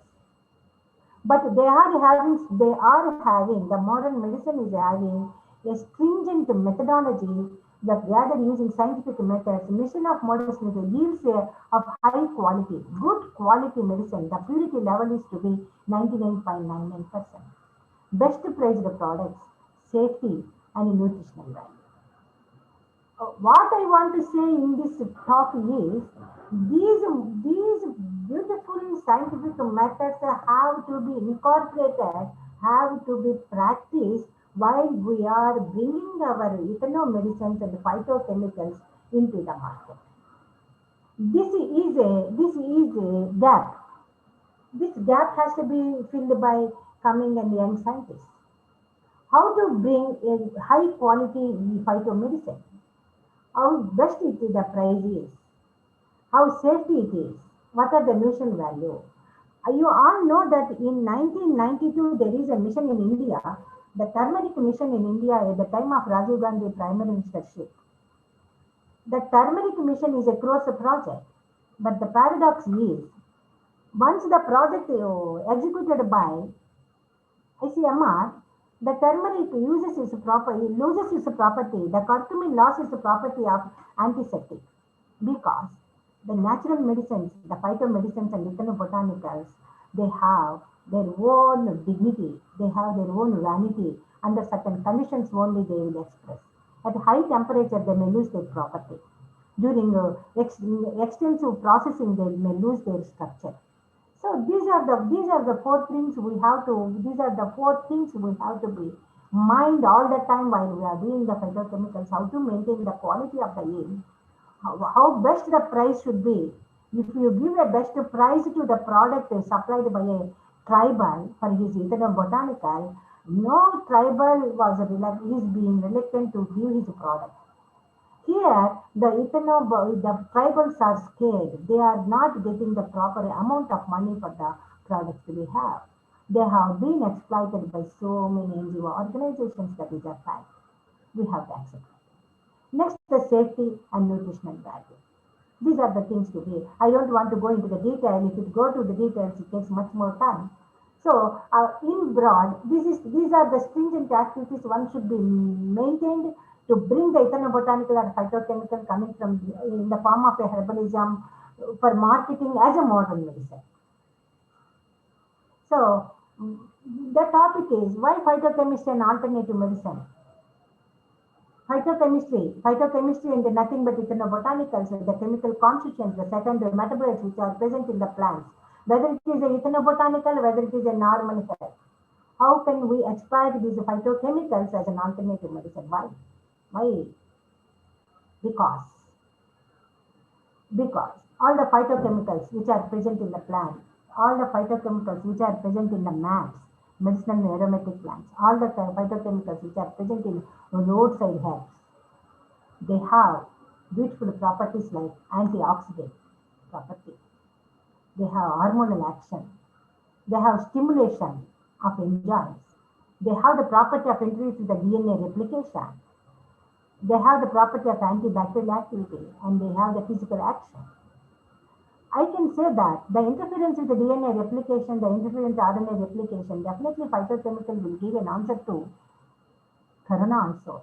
But it takes time because now, because to answer this pandemic, we need to go for the modern medicine because it is a very, very vibrant pandemic. That is why one day will come that interference with the RNA replication also give an answer by phytochemicals. So we can all these six properties we can call it as immunostimulating activities. We can call them as immunostimulators. Means these properties, these phytochemicals stimulate the immunity of a person who is administered with these phytochemicals. Because of these wonderful properties, six properties, this phytochemical definitely will be alternative medicine. So what are the antioxidants? I give a small list of for the young scientists and the students who are working, who are gathered here. I want to give some colorful pictures also before going to the technical description. So the phytochemicals, what all we eat today, it is a time-tested food what we are eating since 300 years. ఈ రోజు మనం తినే ప్రతి food, ప్రతి fruit, ప్రతి vegetable, ప్రతి serial, ప్రతి మిలియట్ 300 years గా కంటిన్యూస్ రీసెర్చ్ జరిగి మనకు వచ్చిన food technology. So these are all the common things what we come across in our daily life. They are having beautiful phytochemicals. Allyl sulfates are more in onions, garlic. Carotenoids are more in all colored fruits and all colored vegetables like carrots, brinjal, etc. Flavonoids, all colored fruits are having the flavonoids. The flavonoids, allyl sulfates, polyphenols which are present in tea and grapes, they are all antioxidants. These are all antioxidants. These antioxidants, knowingly, unknowingly, we are taking tomato every day. Knowingly, unknowingly, we are taking chilies every day. Knowingly, unknowingly, we are taking garlic and onion every day. Occasionally, we eat grapes. They all are protecting our cells against oxidative damage and reduce the risk of developing certain types of cancer. So, thanks to the Indian food, especially to the South Indian and North Indian foods, knowingly, unknowingly, we have been introduced with wonderful antioxidant agents to our food. These are protecting our lungs. That is why the cancer incidence in India is very less when compared to the developed countries like Scotland, England, and America. This is about the antioxidants. Let us come to the hormonal action. The second point is hormonal action. Isoflavones and they imitate human estrogen. These isoflavones are very, very high in soybeans. The wonderful thing is in our daily life, we used to have so many beans. We used to have so many pulses. Soybean is having large quantities of isoflavones. At the same time, all other beans, French beans, clustered beans, other horse beans and other beans and other pulses, they have in lower quantities or moderate quantities of isoflavones. You all know that the estrogen is a master hormone for women. మీకు తెలుసు I don't want to give the much details of the estrogen. If I talk about the estrogen, it takes another 1 hour to talk about the estrogen. So these estrogens, how to help us? They are helping us to reduce menopausal symptoms and osteoporosis. You all know that how many women are nowadays suffering with PCOS, polycystic ovaries, irregular periods, irregular menstrual cycles. How a woman who is at the perimenopausal and postmenopausal stage is having psychological disorders, anger, anguish, hypertension. Your mothers or your wives or your grandmothers who are there, the participants, you have different ages of women who some are in the perimenopausal stage, some are in the menopausal stage, some are in the postmenopausal stage.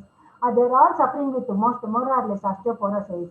All this is because of the lack of estrogen or irregularity of the estrogen production. This is substituted by isoflavones. Isoflavones are naturally given from our natural food. If it is not sufficient, then only we have to administer for new drug. This is regarding hormonal action. So stimulation of enzymes. The wonderful stimulation is given by cabbage. Indoles are the one type of chemicals which are present at high amount లో ఉండేవే నేను ఇక్కడ mention చేస్తున్నానండి. As cabbage is having higher quantities of indoles, I mentioned cabbage. Not only cabbage, so many broccolis are having these indoles. Indoles in cabbage is a protease inhibitor, soybeans. Terpenes in citrus, in fruits and cherries, they all the stimulations of enzymes make the estrogen less effective and could reduce the risk of breast cancer. అందుకే మనం ఇంట్లో ఎప్పుడు కూడా నిమ్మకాయ ఊరగాయ వేసుకొని తినేవాళ్ళం. మనం ఎప్పుడు కూడా పెరుగులో నిమ్మకాయ ఊరగాయ కలుపుకొని తింటాం. అంటే lesser quantities we are giving some protease inhibitors for reducing the risk of cancer. Cherries అనేవి మనం కొనలేము because India is a developing country, we are with moderate economy. We used to have lemon, we used to have tinda, we used to have oranges, we used to have mosambis, which are having indoles more. That is why one reason the breast cancer incidence in India is very less when compared to the developed countries. So this is how the enzymes stimulate different types of hormones. Then come to the DNA interference with DNA replication. Interference with DNA replication. Saponins found in beans. మీకు అందరికీ తెలిసే ఉంటుంది. The saponins which are present in beans. Beans are very, very good vegetable to male. So beans are male is often suffered with prostate cancer. So prostate gland stimulating phytochemicals are more in beans. They are come to a broad category of a chemical called saponin. So we can say that this is a male vegetable because it reduces the incidence of prostate cancer. Then comes to the capsicum. This is my wonderful and lovable plant. I am doing sustainable agriculture research on chili plant. I have a patent on this particular plant and its particular effect. That is a different story, not concerned to this present topic. But every day we used to have capsaicin in every item what we prepare in our lunch, dinner or breakfast. It is having a wonderful alkaloid called capsaicin. This capsaicin is also found in hot pepper. We call it as a hot pepper, whereas mirial we call it as a black pepper. So we thought we have a myth. ఎక్కువ కారం తింటే ulcers వస్తాయి, ఎక్కువ కారం తింటే ulcers వస్తాయండి. But every day in our food we need to have the chilli because the capsaicin alkaloid it reduces the cholesterol deposition in the arteries, in the veins. మన blood vessels లో cholesterol ని తగ్గిస్తుంది. So, in the broad perspective, for this talk, these saponins and capsaicins they interfere the replication of cell DNA, thereby preventing the multiplication of cancer cells. So, they are called apoptosis reduce చేస్తాయి. They are called anti-proliferative agents. These two are anti and protect the DNA from carcinogens. Cancer creating chemicals నుంచి protect చేస్తాయి. These are the two. These are the only two కాదు. These are some of the examples for these phytochemicals which interfere with the DNA replication. Let us come to the antibacterial activity. We all know that the garlic and onion are the best antibacterial. They are called antibiotic properties. The allicin present in the garlic is having an antibacterial property. The physical action, how it acts means, so this is called cranberry. మనకు berries, మనకు రేగి పండ్లు అవన్నీ దొరుకుతుంటాయి. నేరేడు పండ్లు, రేగి పండ్లు, blueberries, black berries, red berries, cherries, వీటన్నిటిలో కూడా proanthocyanidin అనే కెమికల్ ఉంటుంది. This proanthocyanidin bind physically to cell walls, thereby preventing the adhesion of pathogen to human cell wall. ఇది ఒక ఆర్మర్ లాంటిదండి, ఒక కవచం లాంటిది. It is protecting hour cells from other invasion of other human diseases, bacterial diseases. It reduce the risk of urinary tract infection and will improve the dental health. అందుకే మన చిన్నప్పుడు రేగి పండ్లతో వడలు, రేగి పండ్లతో ఇవి, నేరేడు పండ్లు సంవత్సరంలో ఒకసారన్నా నేరేడు పండు తినాలి. ఇవన్నీ ఎందుకు చేస్తాము అంటే because we need to have proanthocyanidins of cranberry. All berries are having this, but cranberry is having a high quantity of proanthocyanidin. This is how antibacterial effect. Let us come to scope includes. So let us come to the what is the scope of doing research with phytochemicals and botanicals. Here, what is the physical scope includes the study. This is study. We study చేయటంలో ఉండే scope ఏంటి? Physical, chemical, biochemical, biological properties of drugs, drug substances, potential drugs.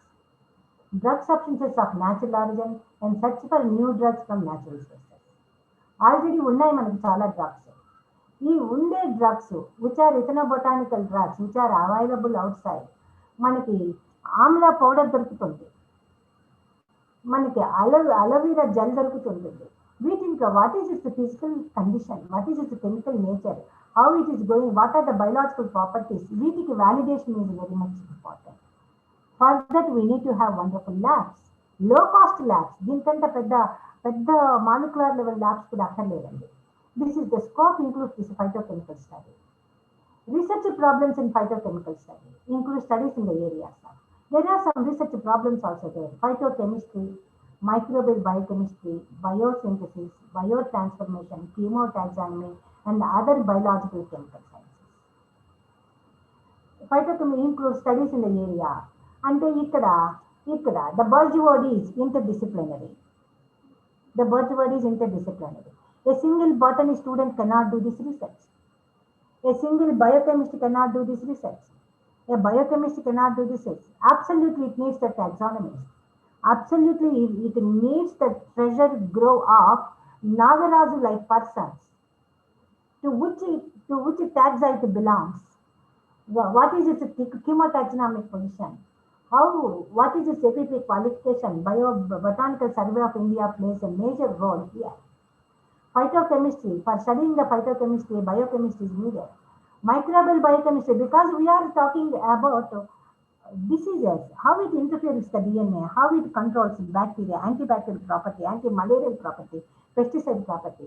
So, both botanical and microbiological biochemistry strength undali, interdisciplinary.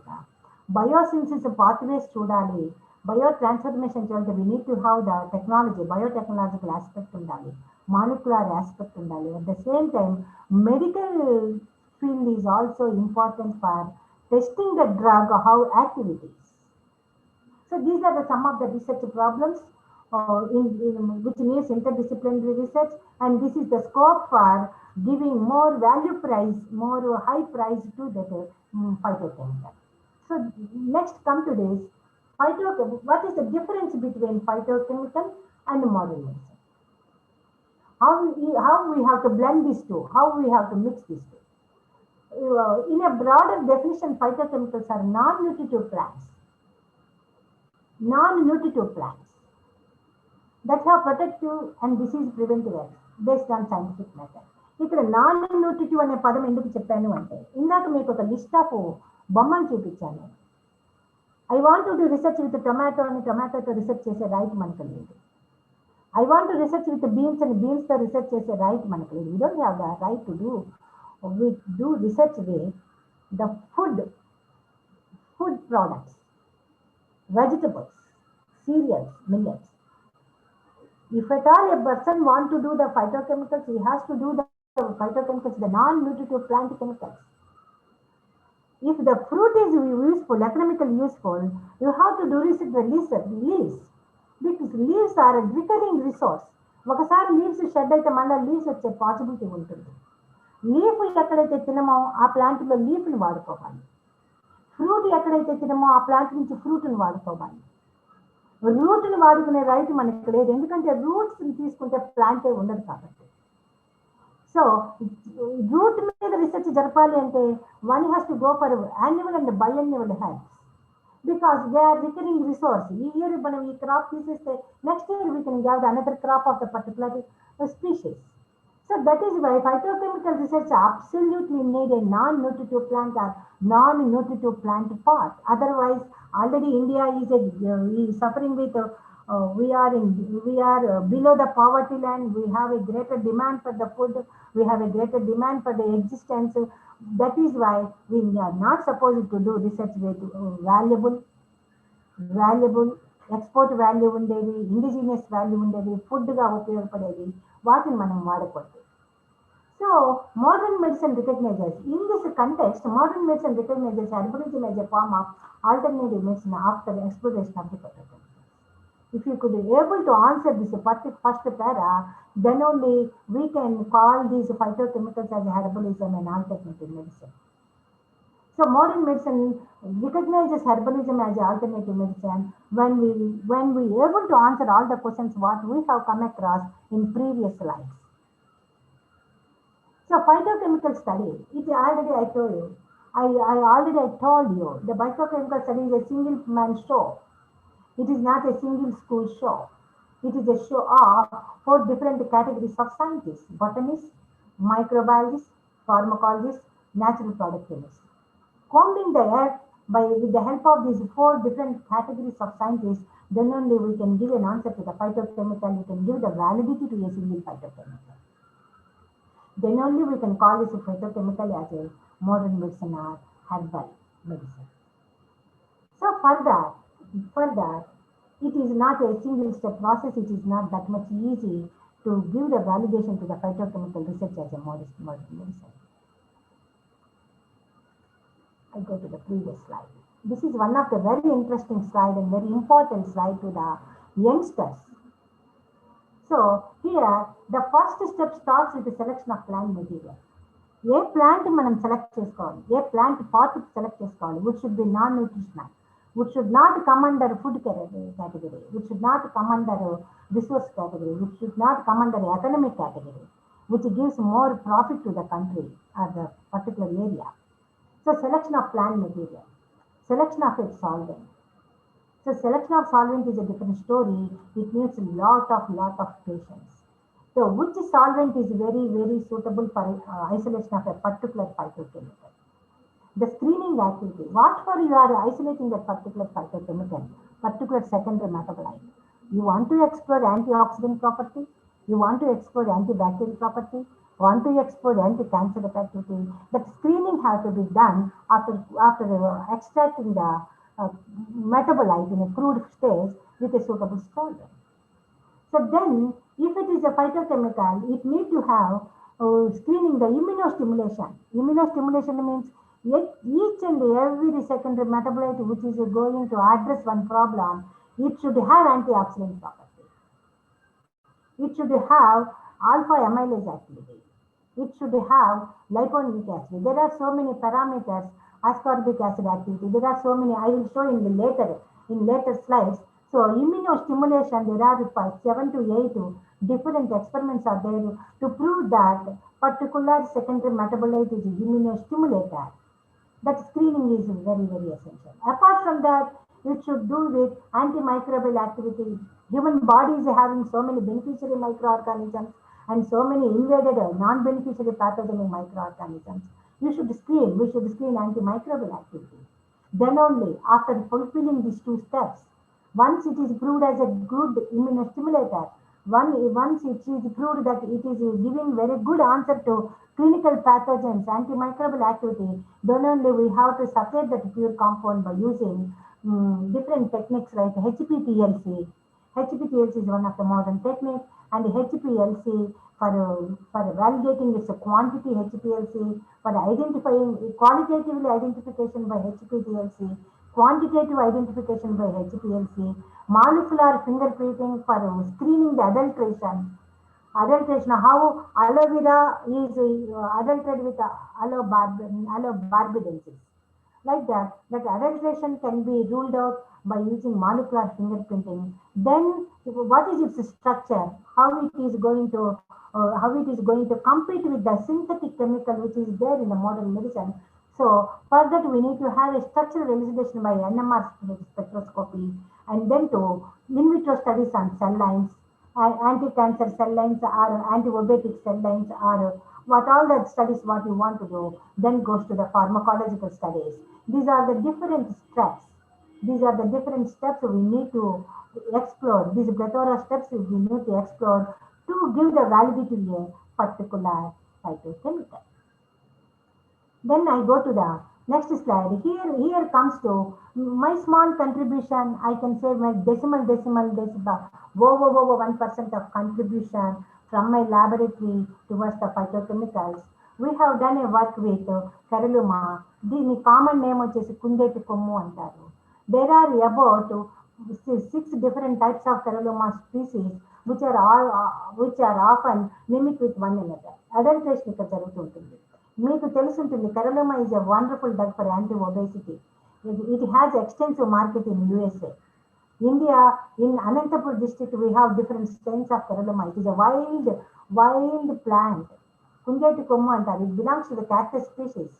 So ఇక్కడ different ఉన్నాయి. నేను I have given the abbreviations as time is very less. I am going fast with my research. CAA, BL, CSF like that. There are different varieties of Caralluma. How many varieties are having the particular anti-obesity? We have done with the help of one of my students, Dr. Madhuri, who is an assistant professor in Krishna University, Krishna district, Machilipatnam. It is her PhD work. She has done an extensive work with the Caralluma. This is how a selection of plant material to rule out the adulteration. Then comes to my another plant. Dr. Haribrahma Reddy has done work with the other plant. That is the Caralluma is for anti-obesity and it is for anti-arthritic. We have taken the leaves of Nyctanthus. Nyctanthus is the Parijatam chettu. Parijatam poolu is having lot of medicinal value. We have taken the leaves because it is a recurring resource to the plant. Nyctanthus arboretus.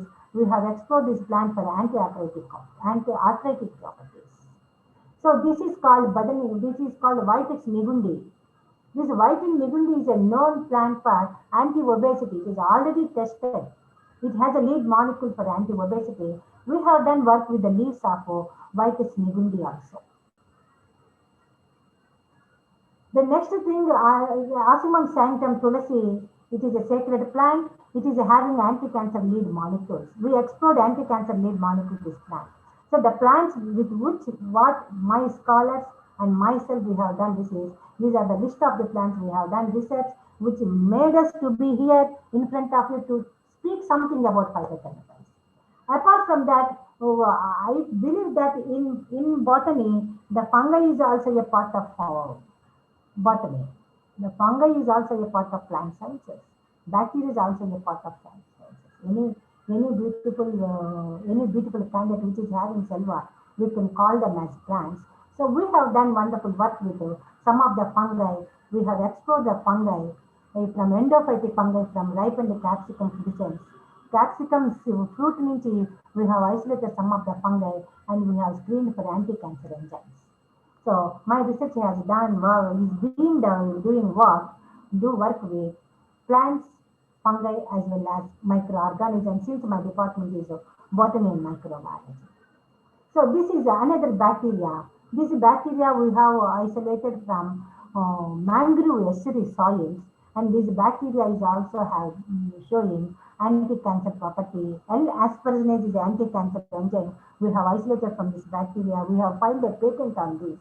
This is L-asparagine. చిన్న పిల్లల్లో వచ్చే childhood acute lymphoblastic ల్యూకేమియాకి cure ఇది. దీని cost 45,000 దాకా ఉంటుంది ఒక్కొక్క injection. We are trying to produce large quantities by bioprocessing of this microorganism, and we have filed a patent on this microorganism. This is a bacteria. So I have given a screen of plants, fungi, and bacteria. That is how a plant should be selected. The next step is solvent selection. This table clearly gives an idea. If you want to have the phytochemicals belong to this category, you need to go for water isolation. If you want to have phytochemicals belong to this category, you have to go for ethanol solvent for active compound extraction. If you want to go have this list of phytochemicals, methanol, for terpenoids and flavonoids, chloroform, for alkali coumarins and fatty acids and alkaloids, ether. Like that, we have different phenols and flavonoids, acetone. These are the different types of solvent selections. This is the research we have done. This is already there. It is well established research so far being by so many secondary metabolite researchers. So this is how we have given a brief table to which compound you are interested, so that you can select that particular solvent. And then come to the screening. First of all, you have to screen. So we have screened these bacteria. This bacteria we have screened for a screening test is done with L-asparagine. If the enzyme, this bacteria is having that particular anti-cancer enzyme, automatically with the particular methyl it gives an orange pink color. Pink color or orange color indicates that this is having this. This is a screening test done with marine bacteria. For that we have a publication in 2014. So like fungi, the fungi is also giving the, if it is a positive, it gives the orange color. If it is a negative, it won't give the color. This is the screening. So this is called morphological identification. Morphological characteristics of these, we have identified these organisms are aspergillus, and we have deposited in NCBI. On this fungi also we have a publication in 2014. Let us come to anti-arthritic properties. First time our lab has done a work with anti-arthritic compound along with the Vitex Nigundi. We have done research with polyherbal compound. ఈ రెండింటిని కలిపి ఒక polyherbal compound ఎలా తయారు చేయాలి. So here we have done immunostimulatory activities. Immunostimulatory activities I have already shown. So these are having alkaloids. These are having more phenols and flavonoids when compared to the alkaloids and tannins. They have passed through the antimicrobial activity here. Here you can see they have passed the antimicrobial activity. They have passed the immunostimulatory activity, lipoxygenase, 5 LOX activity and lipoxygenase activity. They have passed the 5 lipoxygenase activity, ascorbic activity. These two diagrams clearly show that combined activity, diclofenac, ఇది anti మనకి కీళ్ళ నొప్పులు ఉంటే వాడే chemical వచ్చి diclofenac sodium వాడతాం. Drug ఇచ్చినప్పుడు drug different concentration లో ఇచ్చినప్పుడు యాక్టివిటీ ఎలా ఉందో our compound, our extracted compound, the yellow color shows Vitex alone gives the same result as with that of diclofenac sodium. Nictanthus also gives the sodium. Then I have given the mixed. The green bar clearly indicates that a dark green, marine green bar clearly indicates it has a synergetic effect. If the Vitex phytochemical and the Nictanthus together we have administered, it has a synergetic effect in vitro. For that we have a publication in the same year. 2014 is a wonderful year for me. We have a plethora of publications on our screening experiments with the phytochemicals. So this clearly shows that I can give the answer to the third step in phytochemical research. So these particular compounds, they have passed through anti-arthritic and immunostimulatory activities. Our solvent is a chloroform. Then come to immunostimulating activities of Arsimum we have done. This was done by my student Gangamani, and she got her PhD. And she has evaluated wonderfully different solvents, screening of different solvents with ethylene, ethanol, ethyl acetate, methanol, chloroform, and she has done L-ascorbic acid activity. Vitamin C activity means immunostimulative activity, and DPPH activity she has got a wonderful results. And for that, we have a publication in the same year by Gangamani National Center. So cytotoxicity, we have to see, ఈ drug ఇవ్వటం వల్ల ఉన్ననాలిక మందేస్తే కొండనాలిక పోయింది అనకూడదు కదండి, కొండనాలిక మందేస్తే ఉన్ననాలిక పోయింది అనకూడదు. కాబట్టి this have to be do cytotoxic activity అనేది కంపల్సరీగా చూడాలి. ద సైటోటాక్సిక్ యాక్టివిటీలో ED50 value, so IC50 50% of drug ఇచ్చినప్పుడు ఎంత ఉంటుంది యాక్టివిటీ అనేది very very important. Without that we cannot validate the drug. This is another important step one has to remember who was doing research with the phytochemicals. So then come to the qualitative assurance. The qualitative identification of the particular compound is done. Here I have taken the example of the Caralluma. We have 6 species of Caralluma isolates with methanol, aqueous methanol. HPTLC has shown some common peaks. Some peaks are very high, some peaks are very broad, but they are common in all 6 photographs, indicating that all these 6 species are having similar type of compounds with anti-obesity property. This is how HPTLC validation I have shown with my research. Then come to the HPLC. Which peak is more prominent? What is the amount it is? This peak is this is a wonderful compound we have isolated from CA and BN, CSF, but it was not much significant in other CL and EMBL. This is how HPLC fingerprinting gives the idea how to eliminate other species from the species which is having the required desired secondary metabolite. Molecular fingerprinting. We have done with this molecular fingerprint RAPD analysis. Now I am going with the DNA replication method. In those days I have done in 2014-15 we have done with it. So this molecular fingerprinting is also, we have a publication on this.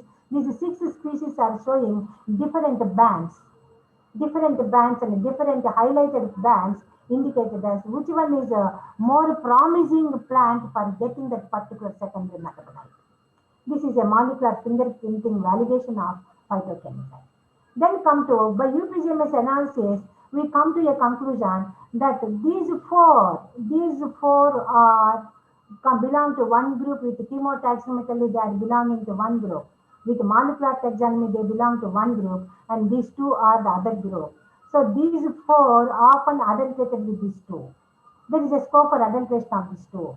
But these 4 are having prednisolone, which is a lead molecule for anti-obesity. So often in the market, the CIA may be adulterated with CF and BL may be adulterated with BU. So this gives a clear picture which plant is giving good result with the particular target.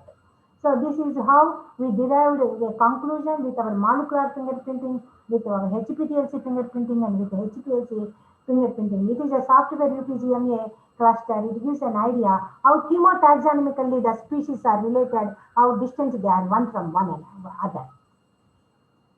Then come to the structural validation. There is a NIST, there is a database in the Google. There is a database in the NIST. We can validate the different types of structures what we have.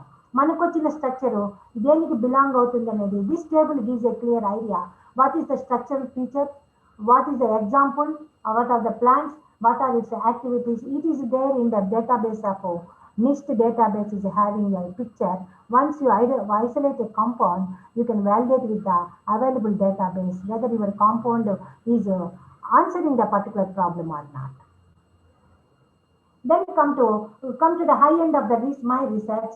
We have done asparginase activity, how it is going to block the asparginase activity, totally molecular level we have done.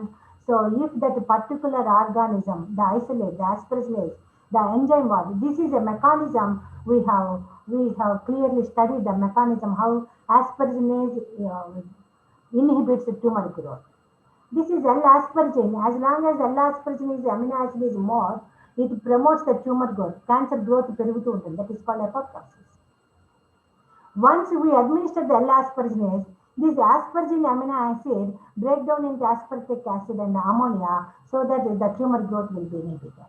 So before inducing the aspargine, the growth and cell division of a cancer cell, if you administer this drug, it will break down the amino acid into aspartate and ammonia so that the tumor growth will be inhibited.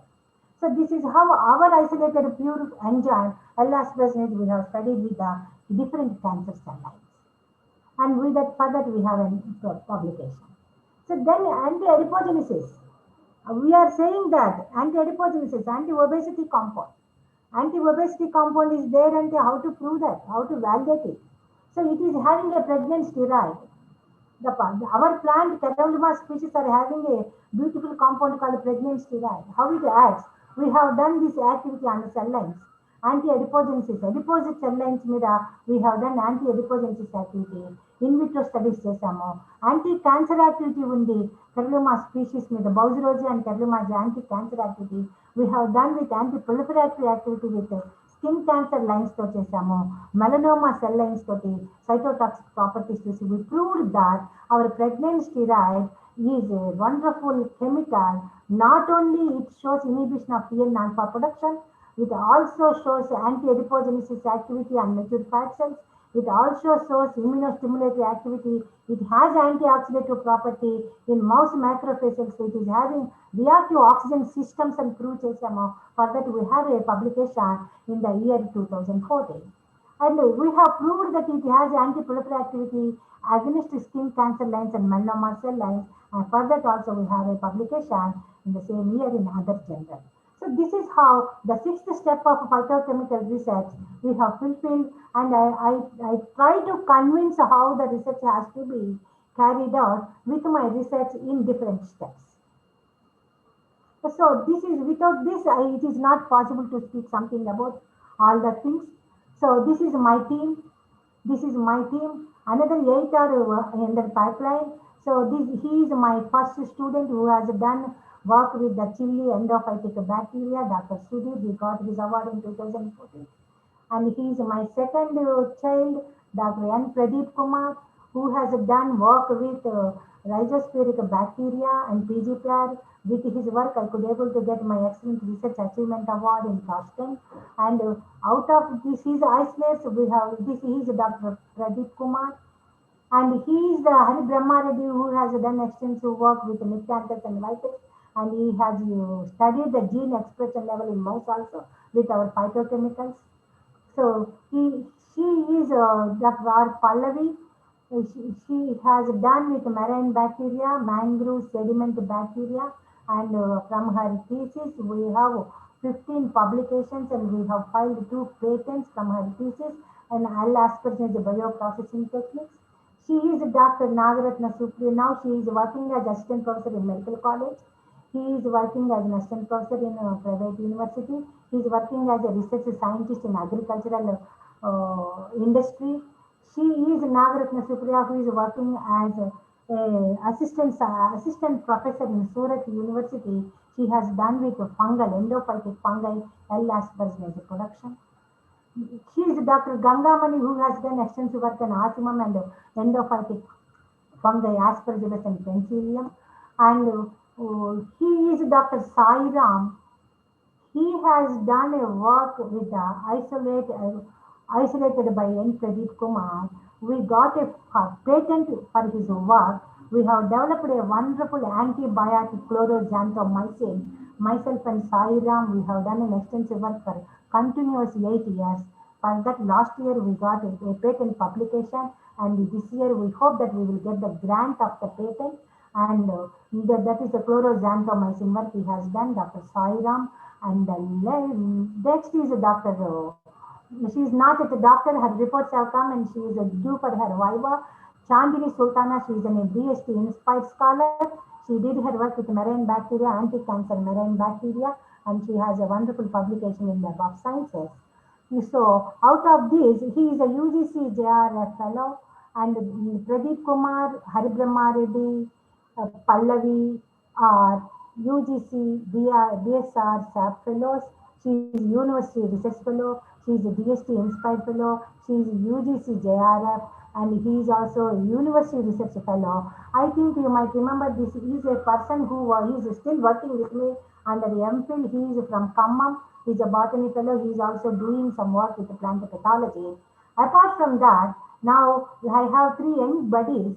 She is Tulasi, who is a UGC NET qualified fellow, and she is Narmada APR set to first ranker, and she is Manjari Marpu, she is a DST Inspired who are working in continuation of pipeline of the work what I have done. This is my part of research. This is what of research, how the herbalism going to speak something in modern medicine as an alternative source. Thank you very much for giving this opportunity. Once again, I am very much thankful to DST and DBT for giving this opportunity. Thank you, ma'am. Thank you very much. And first of all, thank you. Am I audible? Yes, ma'am. Yes, ma'am. You are audible. Okay, okay. Am I audible, ma'am? Nadi. Audible? Is it audible? Okay, just tell me. So, thank you, ma'am.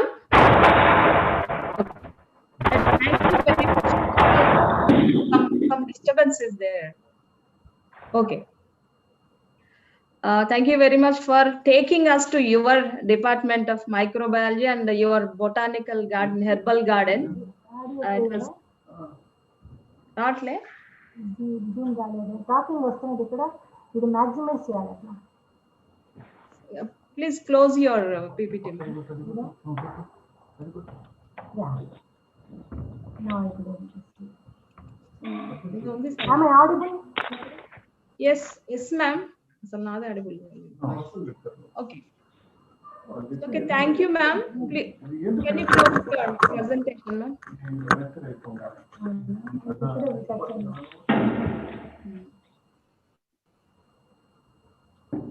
Please stop sharing your screen, ma'am. అక్కడికి రానా నాకు వినిపించట్లా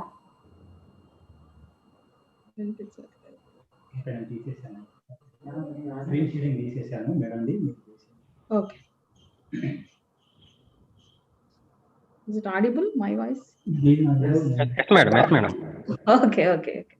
So thank you, ma'am. Thank you, Amritavalli, ma'am. Thank you for taking us to your microbiology department and to your herbal garden. Your department and herbal garden are beautiful. Thank you very much for sharing your knowledge and experience with us by this splendid, excellent, useful, informative presentation. Actually, I find no other adjectives to praise your presentation. It's very awesome, like you. And you are dashing enough to condemn openly the greediness of researchers and the companies which are very harmful to the ethno groups and ethnobotany. So, and we found how attached you are to your subject. In your slides and in your facial expressions, we found that your love and affection for your research work. And thank you very much for giving the information about the medicinal properties of the plants like Kundeti Komu, Parijata Pulu, Tulasi, and giving some information about the herbalism and steps in phytochemical research. Thank you very much, ma'am. Thank you very much. And it's time for questions. Ma'am, are you there?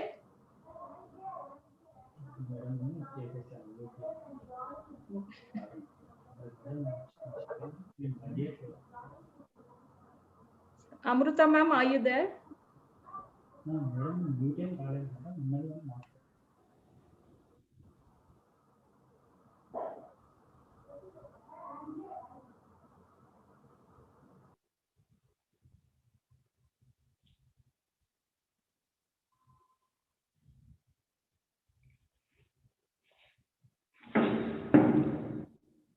Okay, okay. So Thank you for Amrita ma'am once again. And some technical problem is there. We can't hear ma'am. So moving to the next session. The next distinguished to honor us with his presence is Dr. Mujahid Mohammed, Assistant Professor of Botany, Bharati Darshan Government College for Women, affiliated to Pondicherry University, on the topic metabolomics, a revolutionary tool in the phytomedicine field. Welcome, sir, Mohammed Mujahid Mohammed, sir. Dr. Welcome, sir. Madam, Sir. I introduce you, madam. Surendra Okay, Reddy. sorry, sir. So I request Ji Surendra Reddy, Assistant Professor of Botany, to give the facts, some interesting facts about the resource person. Okay, ma'am. Good morning, everyone. I am G. Surendra Reddy, Assistant Professor of Botany. I am very happy to introduce our next speaker, Dr. Mujahid Muhammad, Assistant Professor of Botany, Bharati Dasan College, Autonomous, Pondicherry University. Dr. Mujahid has pursued his PhD from Hyderabad Central University. His area of specialization is microbial physiology, and he had published 12 research articles to his credit. He joined as faculty in Bharati Dasan College for Women, Autonomous, Pondicherry University through UPSC, and is rendering his service from the last 2 years. He is very persistent and passionate to teach students the advancement in science and technology. Thank you so much, sir, for accepting our invitation and sparing your valuable time. Now, we welcome you to give a talk on metabolomics, a revolutionary tool in the phytomedicine field. Thank you, sir. I hand over the mic to you, sir. Thank you, sir. Okay, thank you very much for that kind introduction, though I don't deserve that much, but thank you very much. You are kind enough. Am I audible to you? Yes, sir. Yes, sir. Okay, thank you. So, first of all, very good morning. I can say good morning. Yes, it's very good morning to all of you. And I hope you are all safe and doing good. So this is the one thing we have to consider in changing times, right? So I would like to first thank the organizing committee for giving me this opportunity to share my knowledge. I am here not to give a talk or presentation, but I feel rather I would like to share some of the knowledge on modern aspects of the phytomedicine with you. So yeah, this I think previous two speakers, Nagaraju sir and Dr. Amritavalli madam, I think they've set a right tone and platform for me to carry over from here onwards. I feel very excited to share my knowledge. At the same time, it's challenging also for me, given the complexity of the subject as well as the broad group of the audience. I think there are faculty members, researchers, and students also. So considering all this, I have designed my presentation in such a way that it at the end of the presentation, I would like to see that it gives an overall broad view of the subject rather than going into technical specificities, which will create a lot of confusion. Because I think metabolomics is very new to India, but it is quite there in the research in Western countries, I think since from 1990s, but not much in India. So there are very few labs. So this is very new subject. Okay, so that is the reason I would like to present it in as simple as well. So those who are familiar with the metabolomics, kindly bear with me. It will be a refreshing to you. So what I'm going to do, my topic today, I will summarize this into 4 different subcategories. First, I'll speak about the general phytomedicine, which you all may be aware with, and then I'll introduce the metabolomics and applications of the metabolomics in phytomedicine, followed by some case studies, if time permits. Okay, so the topic what I have chosen is the metabolomics, a revolutionary tool in phytomedicine. Right? It may be my view or some of your view also. What I want to do is that I would want to bestow you a responsibility that you have to do two things here all throughout 1 hour. One is that you are always good, effective listeners. That is very well known from your being patiently listening. And other thing I want to do is that you decide at the end of the topic. You will be for 1 hour the grand jury to decide whether the title which I have set is apt or not. So you have a lot of work to do for this 1 hour. Okay. And then let's move into the topic. I will share my PPT with you. So let me share that. Okay. Yeah. Can you, yeah. Can you see the PPT on your screens, please? Yes, sir. Yes. Yes, Okay. Thank you. you can. So I'll make it a slideshow so that it Yes, comes yes. out. Okay. So yeah, what I want to tell is that in the first thing is general about the phytomedicine. That is the first topic which I'm going to deal with. The phytomedicine, I think it is one of the most popular subjects in biology. For that matter, for plant biologists, we all, and to the chemist and the pharmacist and the pharmacology students and the people who are involved in the work in traditional medicinal as well. So, in fact, I have a personal interest in the phytomedicine. When I was in BSc, I had a course on the medicinal botany, as you all may be having that in your courses. And I was fascinated because of wonderful teachers I had who taught me this medicinal botany, and we had a wonderful garden with, if not hundreds, but many medicinal plants. So I got interested, and then I wanted to pursue really a PhD in natural products, plant-based natural products. But the destiny is another way. So I ended up in doing metabolomics and microbial natural products. But still, I was connected with the natural products. I think that is the popularity of this phytomedicine. So if you, this popularity of the phytomedicine can be traced back to the time immemorial. So since from the origin of the human evolution. So the most recent studies indicated that the human, modern humans, we have started using the plants for the medicine more than 60,000 years ago. And this knowledge is acquired by our ancestors by trial and error method over a period of time. The knowledge which has been gained over a period of time is transferred from one generation to another generation, mostly orally in the beginning. Later, the language has developed and they formulated into some kind of scripts. So first one of the Sumerian tablets and then Egyptian hieroglyphics. We have Shushta Samhita and Ayurveda, which is based upon this, the ancestral knowledge which has been passed on for generation after the generation.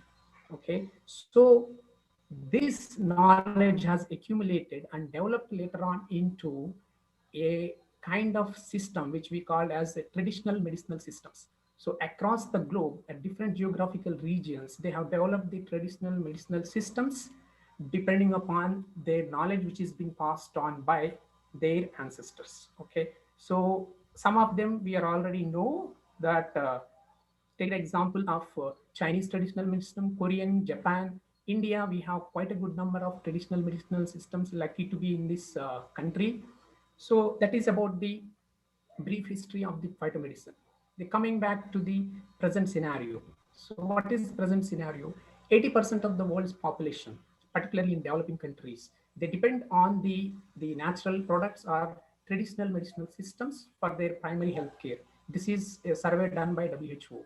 And what are the most important thing is that the 50% of present days medicinal products which we are using, either they are directly derived from the plants or they are inspired from the plant-based structures, that is active principles. I'll give some example here. Take an example of Taxol. Taxol is an anti-tumor drug isolated from Taxus bibifolia or baccata. In the beginning, it was a natural source, but later on, we keep synthesize it in chemically. And one more example is artemisinin, that is Artemisia annua, anti-malarial drug, which is being isolated from Artemisia annua. Later on, it is being chemically synthesized. So all these are inspired by nature, are natural compounds which are present in the plant system. So this is called biomimicry. So this is entirely a new subject. Leave it for that, but it is a biomimicry. You are mimicking the nature compounds which are synthesized by plants to cure some of the diseases the humanity is facing. So what is the current trend is the Food and Drug Administration has revealed that more than 25% of the drugs which are under preclinical or clinical stage all are have origins from the plant natural products. So listening to this all, it looks like that it is going to have a bright future.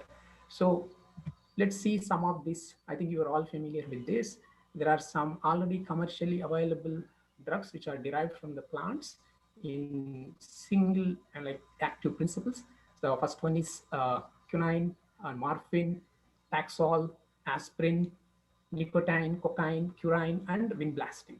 So there is a possibility that this traditional knowledge can be translated into a drug or a product which can cure some of the diseases that humanity is facing today.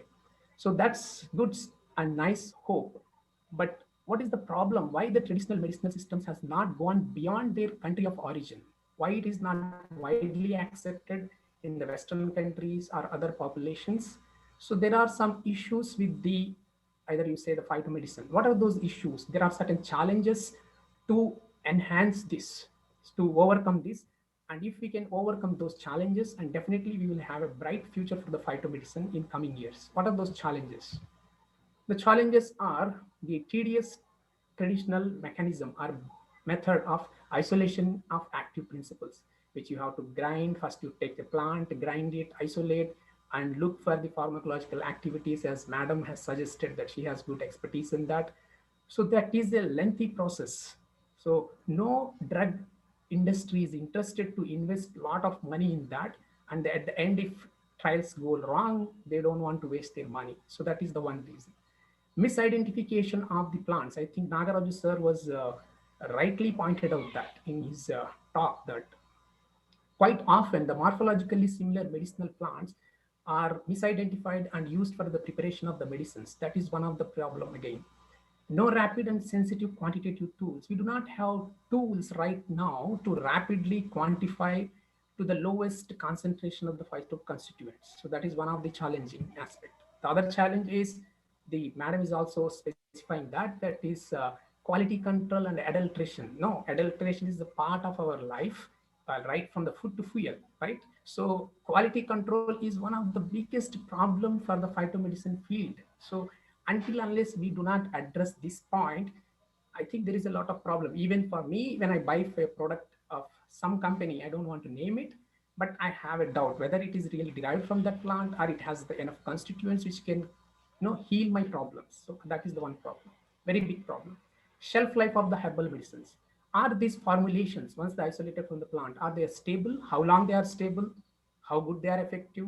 If the stability is lost, if they are degraded or transformed or they lost during the formulation, then is that formulation is going to help us? So that is the one. Efficacy and formulation.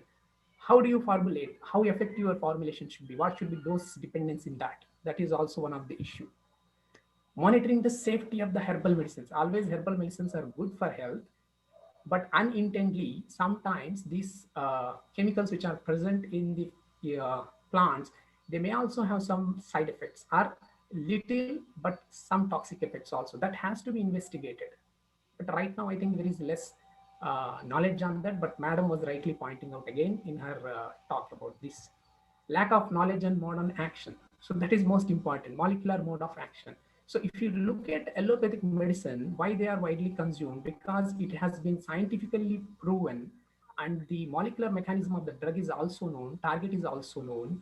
So that is how they have wide acceptance. But in herbal medicine, I don't think so. So now we are moving ahead, definitely, but it is not that pace. So we have lagging behind because they no molecular mode of action, but it is also very difficult to do that because the phytomedicines will have a lot of complex chemical structures and so many constituents in them, but it is a challenging. It can be done with a lot of effort. So the last one is the regulatory agencies. So if you want to see a drug in a market in India, we have Drug Control Journal of India, which approves the drug or vaccine, whatever may be, to release in the market. And then we, the consumers, will be happy to see that it has gone through all the regulatory process. But in case of phytomedicine and formulations, do we have really any agency which take care about the quality of the products? I don't think so. Maybe Ayush is established recently, but I don't know whether they are taking up this activity in them. So these are the very important challenges which I have highlighted in the red color, and one which is in blue, which is not in our hand, but it is the policymakers which has to decide on this. Okay, so then if you look at all these problems, you feel that, oh, there is no hope. No, I think there is something. Do we have any magic bullet or silver bullet which can solve these problems? If not all, many to some extent, yes.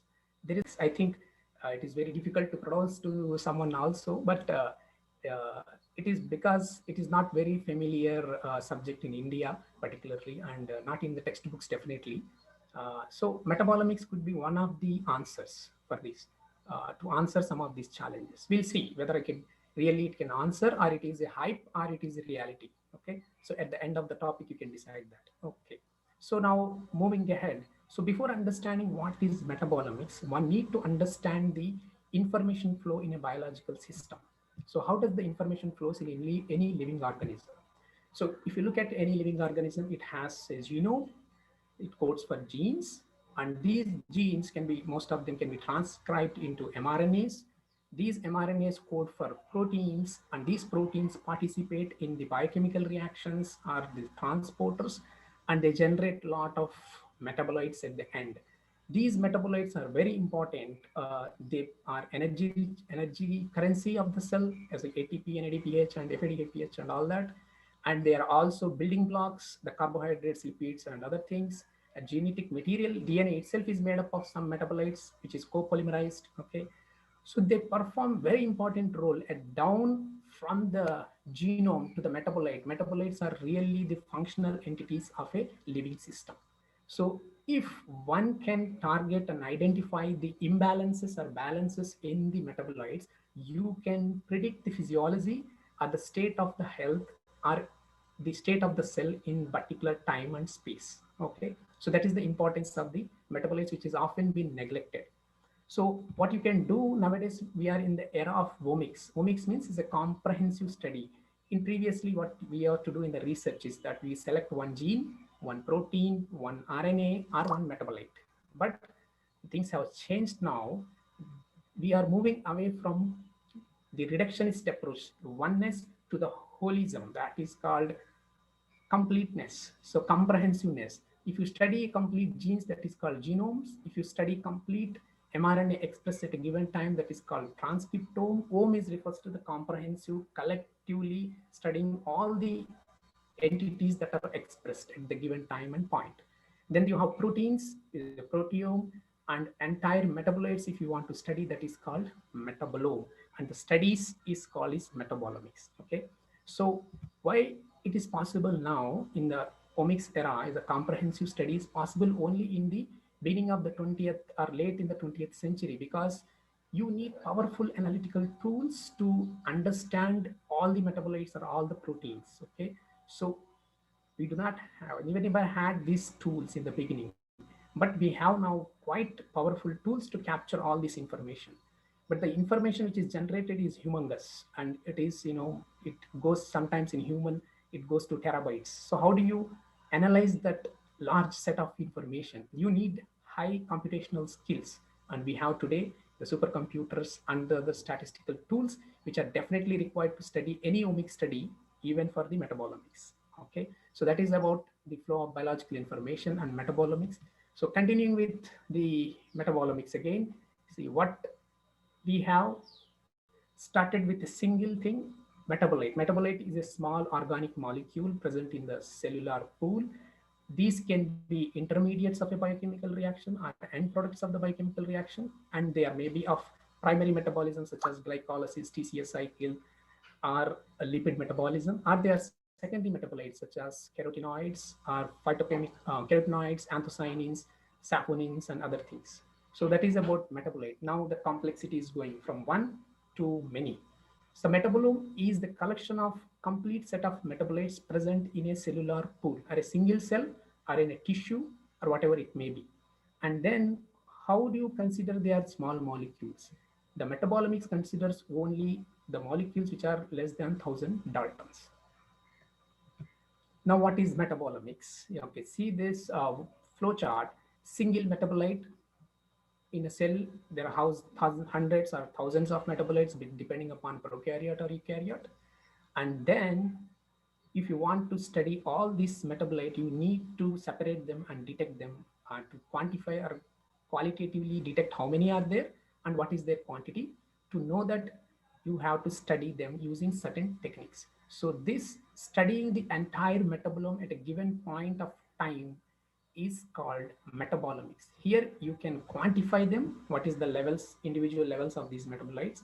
And then otherwise, if you're not interested in quantity, you can qualitatively tell how many are there, are 10, 100 or thousands. So this is what the metabolomics is finally is, to quantify the entire metabolites present in a cell at a given point of time. Those are detectable. Okay, there are certain limitations for the metabolomics also. We do not have any instrument in the world which can capture all the things which are happening in a cell, right? That is a technical issue. So whatever may be the detectable ones, a good number we can detect compared to that of a conventional method of detection. Okay, that is metabolomics is nothing but it is the capturing of entire cellular pool of detectable metabolites and quantification at given time and point. That is about metabolomics. So then how do you do it? How do you quantify? How do you detect these metabolites? It is very challenging because, cellular complexity. Prokaryotes, it is easy. Eukaryotes, it is much more difficult. Multicellular eukaryotes, it is further more difficult.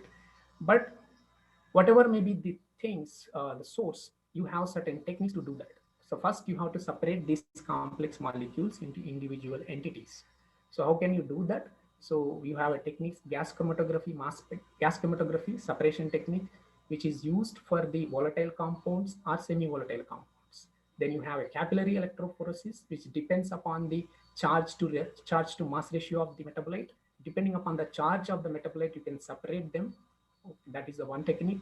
Other one is, madam was explaining in her talk about HPLC, high performance liquid chromatography, or UPLC, ultra performance liquid chromatography.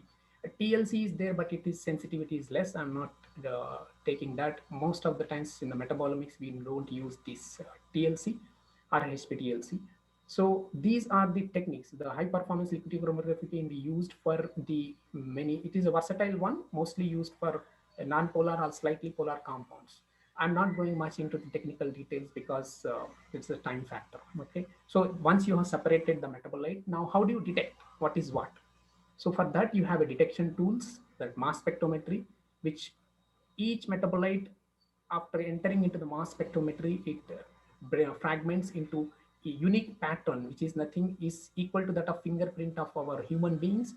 Each metabolite will produce a pattern which is like a fingerprint. Based on that, you match with the database and you can identify the metabolite. Then you have a nuclear magnetic resonance, NMR, which we already probably know at the lower classes, that it characterizes the unknown molecule based upon the chemical functionalities. That is, what functional groups are present, ethane, methane, or it is double bond or triple bond and all that. So now, if you combine these two, you will develop a powerful technique. One is separating, other one is detection. So these are the techniques which are really used in the metabolomics field: LCMS, GCMS, and there is one more highly advanced technique which is available.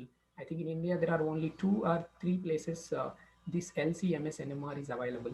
So what it does, I think I have a picture here to illustrate. So this is typical liquid chromatography. You inject the sample here and it will be separated based upon the character of the analyte, and then some amount is sent to the mass spectrometry here that detects the mass of the fragment on the analyte, and then some of the analyte is transferred to the NMR here. It analyzes all the chemical constituents or chemical functionalities of that molecule, and combining this data, you can identify or quantify a particular metabolite. If it is a new one, it is little challenging. If it is a known one, it is less easier. Okay, so these are the analytical tools and technologies which are used in the detection of in using the metabolomics. Okay, now I will show a typical workflow of the metabolomics, how it looks like. Yeah, here you can see the source of the material can be anything. It may be root, shoot, leaf, or bract, or in a petal or sepal. Mostly it is plant. I'm talking about plant or animal. You can take any tissue, and then you have to quench them in liquid nitrogen to preserve the structure of the constituents in them. So in low temperatures, it is always preferred. Once you pulverize and then you put them in aqueous, whatever the choice of your extraction protocol, either you can take it, 2-layer extraction process, which is hydrophilic and hydrophobic, and you can select whichever the extract you want to analyze, and then select your tool which you want to analyze on them. And then after selecting, this selection is entirely dependent upon the type of experiment you have designed, the type of interest of your metabolites you are in, and what you want to do with them, what is your biological question. This, all these steps in this process is very important, which will affect your final result. So I will not go into the details of that, but if you are interested, there is a lot of literature available on each one of these steps. Okay, so once you inject the samples and you will generate the data, and then that data is very huge, and with naked eye, I mean, like with manual labor, it is very difficult to isolate them. So one has to use certain tools. So in that case, the powerful multivariate statistical tools to be used, normal statistical tools just as median, mean, or ANOVA, they may not solve the problem. So because the data is so much and variabilities are many, if you have many variabilities, a two-dimensional statistical tools cannot be used.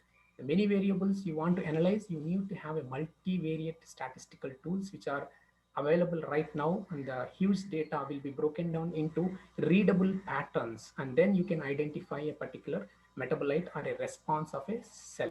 Okay, so this tool is very essential part of the metabolomics, or for that matter any omics study. Okay, so this is very general view of the metabolomics overflow, and you can run the same overflow depending upon your target in two types. One is targeted metabolomics. What is targeted metabolomics means? You have selected, you already before the experiment, you have selected, you interested in a particular metabolite. Say example, I'll say predefined metabolites, you can call them. So say example, the carrot has keratin, tomato has lycopene, good quantities. So you want to quantify the keratin from the carrot and the lycopene from the tomato, collecting different varieties, whatever you get in your local area, and then you want to detect that. You have selected already your metabolite, that is keratin or lycopene. So predefined metabolomics, you are targeted, that is called targeted metabolomics. The other one is called untargeted metabolomics. What is untargeted metabolomics mean? Here also you do the same identification and quantification, but the difference is you will not be biased towards any kind of metabolite. Okay, here you don't know any knowledge, even though you have, but you want to look all the possible detectable metabolites which are present in a given sample. Same carrot, but you are not this time not interested or not defined that you want to look for keratin. It may come, but at the same time, carotenoids, but at the same time, you can detect other metabolites also. This one is also called global metabolomic profiling. That means you want to capture all the metabolites which are present without any biasness towards a particular group of metabolites. So these two, how do you know which one to select? It depends upon your biological question. So if somebody, as I explained in this thing just now, that if you are interested, say example, you want to quantify the lycopene content in different cultivars of the tomatoes, you select all the tomatoes and prepare the samples and analyze and look only for that particular metabolite lycopene and quantify that. So that is targeted. At the same time, you have collected different tomatoes varieties, but you don't want just the lycopene, but you want to also know what are the other phytoconstituents which are present and detectable. You can use a global metabolic profile.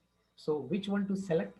The flow is same, that doesn't change, but only at the time of analysis you can go for a targeted ones or an untargeted ones, but the processing of the other steps are similar. Okay, I hope I am clear with this.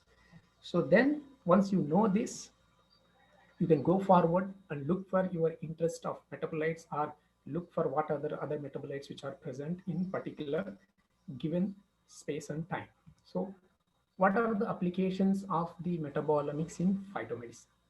Okay, so what is most important about the metabolomics? I will just summarize till now what we have understood as the metabolomics is the study of the metabolite small molecules which are present in a cell or a tissue if it is a multicellular organism, and then select them and analyze them using the powerful separation and detection techniques, what may be GCMS, LCMS, or capillary electrophoresis, followed by mass spectrometry and NMR, and a combination of these three, which is most advanced techniques. So you can use it and you can do it in targeted metabolomics way or untargeted metabolomics way, whatever you are interested in. Then what is the use of metabolomics? How it is very different from the conventional NMR and conventional mass spectrometry and the gas chromatography, which are there since from their discovery. So what most important is that in the previously what we were targeting is that to study single compound, single phytoconstituent, isolate, laboriously fractionate them using the column fractionator and collect them aqueous solutions and non-aqueous solution one by one, test it. That is a laborious process, right? It sometimes eventually you will not get, you may fail also to detect some of those components. Lucky those who got it in those days, and hats off for them for their you know continuous perseverance for the science. So the metabolomics offers an entirely different scenario, that is it expedites, that it allows the faster detection of these metabolites. So you don't have to separate them and fractionate them individually unless you are interested in one compound, that is you always doing anyway. So here this allows you to do it very in quick time. I think my thesis work is also on metabolomics and my postdoctoral work is in metabolomics. Then we used to analyze quite a large number of samples in very real time. In one day, I used to analyze 4 or 5 samples and identify the possible metabolites. The post-analysis may take a little bit of time, but the pre-analysis, the separation itself is a very easy task in this. So expedite nature, that is fast in the analysis, massive. You can run hundreds of samples depending upon how good your instrument is. And then you can run parallel. What is parallel? Massive is so many samples. Parallel is that you can run parallelly samples which are derived from the root, shoot, one plant, another plant, cultivar, everything in a same line, one by one, definitely. But it will not have the contamination problems, cross contamination. You can take care of that issue in using the metabolomics. So versatile tool. Why I say it's versatile tool? My topic is the metabolomics revolutionary tool in phytomedicine. If you remove the phytomedicine, I can keep something else there, that metabolomics is a revolutionary tool in the microbial secondary metabolite, or I can say it is in pharmacology, I can say for cancer study. It is such a versatile tool that you can fix. This is a piece of jigsaw puzzle which can fit in every puzzle. It is something like that. So it is very versatile tool. If you have a valid one biological question, you can, I feel that you can use this metabolomics to answer some of the aspect, if not all. Okay. So I think, I hope until now that I think I tried my best to introduce you the metabolomics, I hope. And now let's see the applications of the metabolomics, which you all may be most interested in. So yes,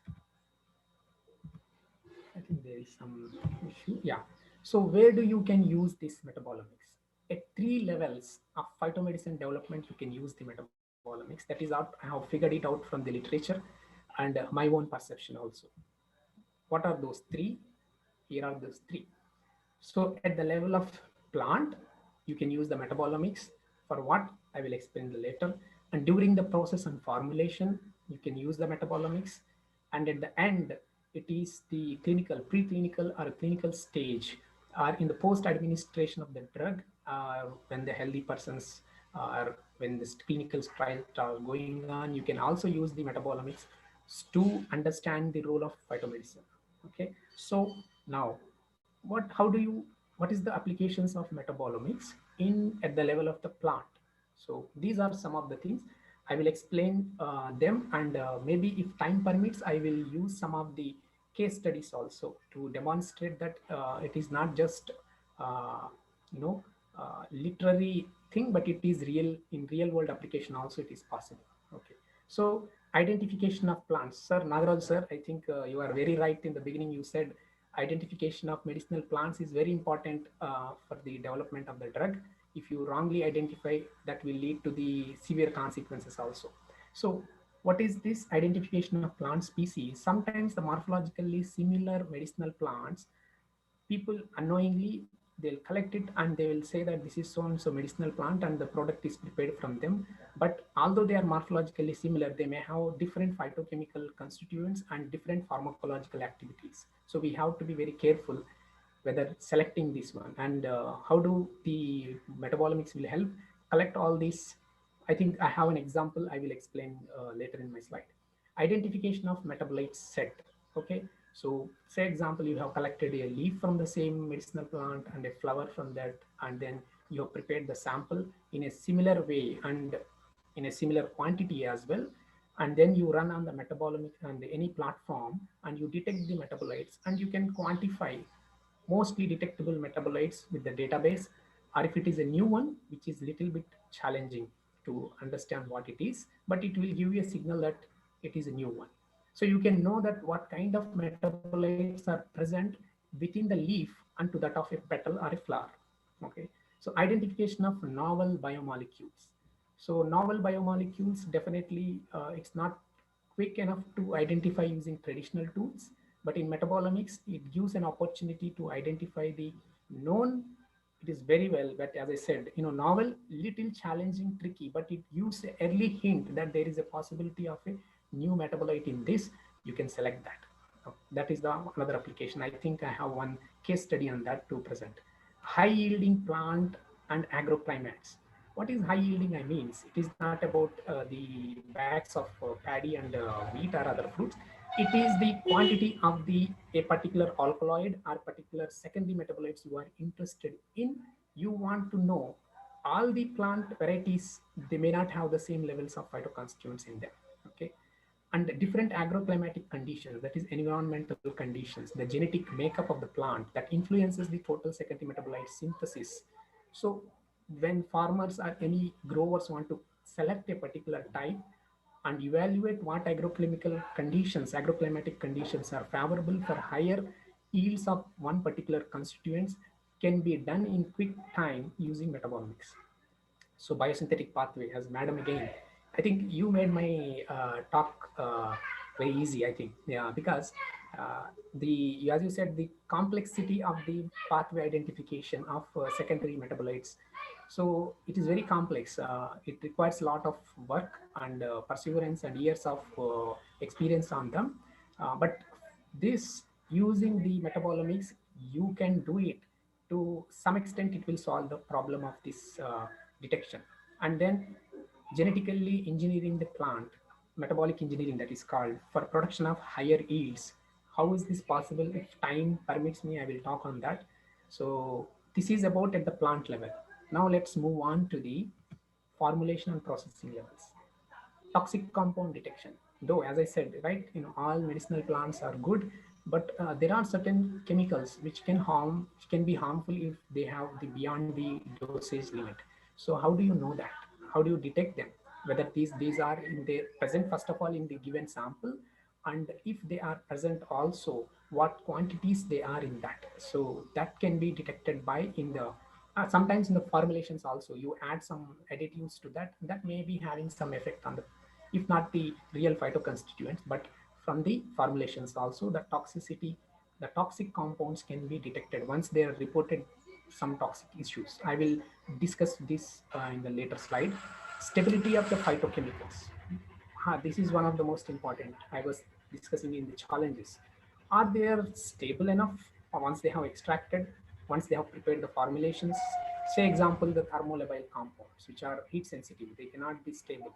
Or once you extract from the natural cell or environment, this possibility they can be go for oxidation or the degradation by physical or chemical natures. So that is the stability has to be established. You take a plant, do it the LCMS, and then formulation also you do the LCMS and see whether there are differences in that particular alkaloid, whether it is changing structurally or it is having a degradation, that levels of the constituents are coming down. You can do that stability also, and different processing techniques you can test. Say example, I'll give a classical example is curcumin, which you all know that it is nowadays very famous in the field of cancer and inflammatory medicine. Curcumin, if you take it, the raw curcumin, that means curcuma longa, which is giving rhizomes, it estimated that normally what you do is heat it and then make it into powder and use it in the normal households. What it seems that that will reduce around 2 to 3% of the curcumin content when you boil it to certain level. Okay, so in raw rhizome will have more curcumin levels. That means the curcumin is nearly really is not stable. It is stable to some extent, but we are losing some point. So how do you detect that? This is how the metabolomics can play an important role in that, and which quick time or real time you can analyze them. Tracing of phytomedicines. So this is very interesting subject. What I mean by tracing of phytomedicines, uh, I think I'll give an example. Like take an example of saffron, which we call kumkumapu, which is can be cultivated in say in Afghanistan, in India, Kashmir, and Iran. The Iran one is a highly valuable one, and the people in India sometimes they sell it in the name of this is Iran's product or some other product. Not only in the saffron, but there are other things also across the globe. They are cultivating different medicinal plants. They claim that this particular area medicinal plant is very important, and this have a lot of phytoconstituents and pharmacological activities. We tend to buy that. Whether really it is coming from that place or it is coming from our neighborhood next to us, we don't know. You can trace that. So this will give unique biomarkers that will tell you that the geographical location of the plant which is cultivated in. So the last one is the at the level of clinical or preclinical stages, the molecular mode of action. So metabolomics alone cannot solve the problem, but metabolomics can be a crucial part of the understanding the molecular mode of action of a phytoconstituents. But I have to admit here is that the pharmacological activities of the phytoconstituents, it cannot be singled out to one compound. It is an additive or synergistic effects. In that case, it is very difficult to you know uh, formulate a molecular mode of mechanism, but still to some extent it can be solved.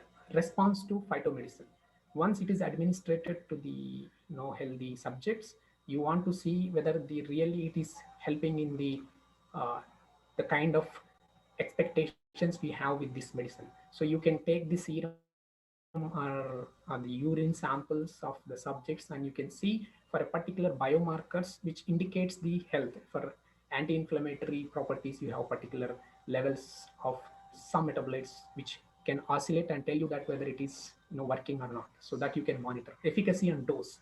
So this is one of the most important aspect again, that I mean, like I'm saying everything is important, but it's so. So then efficacy, whether what doses we are preparing. So somebody is prepared that okay, this simply you take a spoon of that, it is more than enough, 2 spoons or 1 spoon, half a spoon. So whether really this has some meaning. So how do you do that? First you take that sample, whatever the x quantity is, 1 2 3, and quantify the phytoconstituents. If it is one constituent, it is easy. If you have 3 4, then little bit challenging but can doable. And then after administrate it to the subjects and see their response, and by that you can formulate a dose. So that is efficacy and dose. Bioavailability.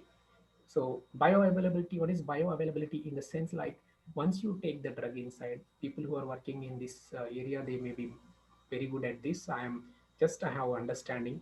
So what is bioavailability is once you take the drug inside, and then how much it is available for the to show the action. Some of the times, most of the drugs will be excreted out through the urine with some kind of modification by P450 enzymes in the liver, or by other mechanisms body eliminates that. And some of the drugs are lipophilic, they cannot be directly taken by the cell in different formulations. Okay, so how much it is availability, blood, the availability of this drug, if it is there in the serum, It's most of them it is coming on to the urine, then you have to increase the dose or look for the increase the bioavailabilities. There are different tools. I'm not the right person to talk on that.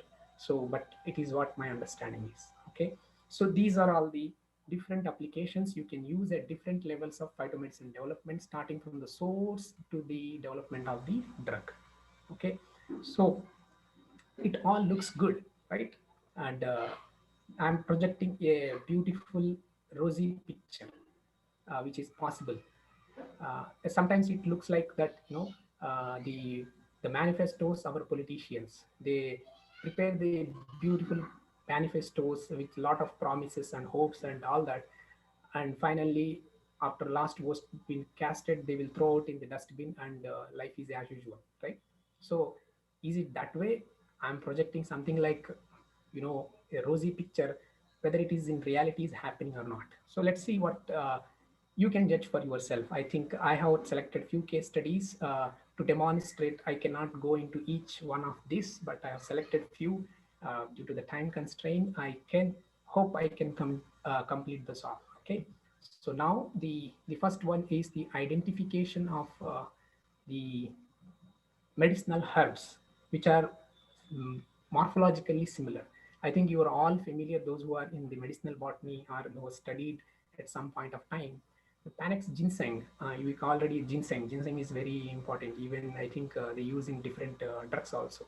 So in Chinese traditional medicine as well, and its popularity is gaining in the Western world because of its vitality, power, and other health benefits. So most of them, Panax ginseng is most important herbs. That is called king of herbs because of its so many importances. And if you see, the Panax is a genus, and in Panax genus there are so many species are present. So in this study, the researchers have selected at least, I think there is some disturbance on the window. Not from my side, maybe from you, you can take care of that. Okay, so the Panax genus has different species. Okay, Panax ginseng, Nota ginseng, quiniquiliform, and Japlucus. So all them, if you look morphologically, they look same. I think I tried to collect the pictures of this from the internet, and if you see morphologically, they are same. The rhizome or the root, tuberous root, which is most important for the preparation of this formulation, is also morphologically similar. So how do you identify whether it is really Panax ginseng is most important worldwide? Demand is there for this, not for other species, although they have some constituents similar to that. But Panax ginseng's constituents as well as its pharmacological activities are much more superior to the rest of the other species. But identification is very difficult. Only cultivar may be knowing, or the formulator may be knowing that, but he can mislabel also, right? So how do you know that? So what they have did, so in this study, they have selected different 4 species of Panax ginseng genus and extracted the, in fact, they have collected this from the roots and then extracted, and they run the HPLC. And these are the, each one represents a peak. There are so many. That's what I said. We cannot analyze by normal statistical tools, and then gone for the multivariate statistical tool that is called PCA, Principal Component Analysis. What it does, PCA, if you select 4 groups and you run the sample and subject to the PCA analysis, if all the samples are same, that means they are identical, all the plant groups, they will come together and forms a single cluster. So all 4 plants, they will form a single cluster after the analysis. If these 4 plants are very different from each other by means of their chemical constituents, each one will separate and forms a different cluster. Okay, that is the basic logic of the PCA analysis after the running of the samples. Now you see here what you have, there is a one cluster here, the another cluster, there is 4 different clusters. That means all 4 different plants are phytochemically, they are not same, although they have similarities maybe, but they are different. So what our interest is Panax ginseng. So we have a Panax ginseng here, and other Panaxes are separated from each other. That means phytochemically Panax ginseng is superior, and it's not equal to that of other ones. Others cannot equalize with the Panax ginseng. So they have selected 3 specific markers for Panax ginseng, that is one saponin, ginsenoside RF, ginsenoside RC.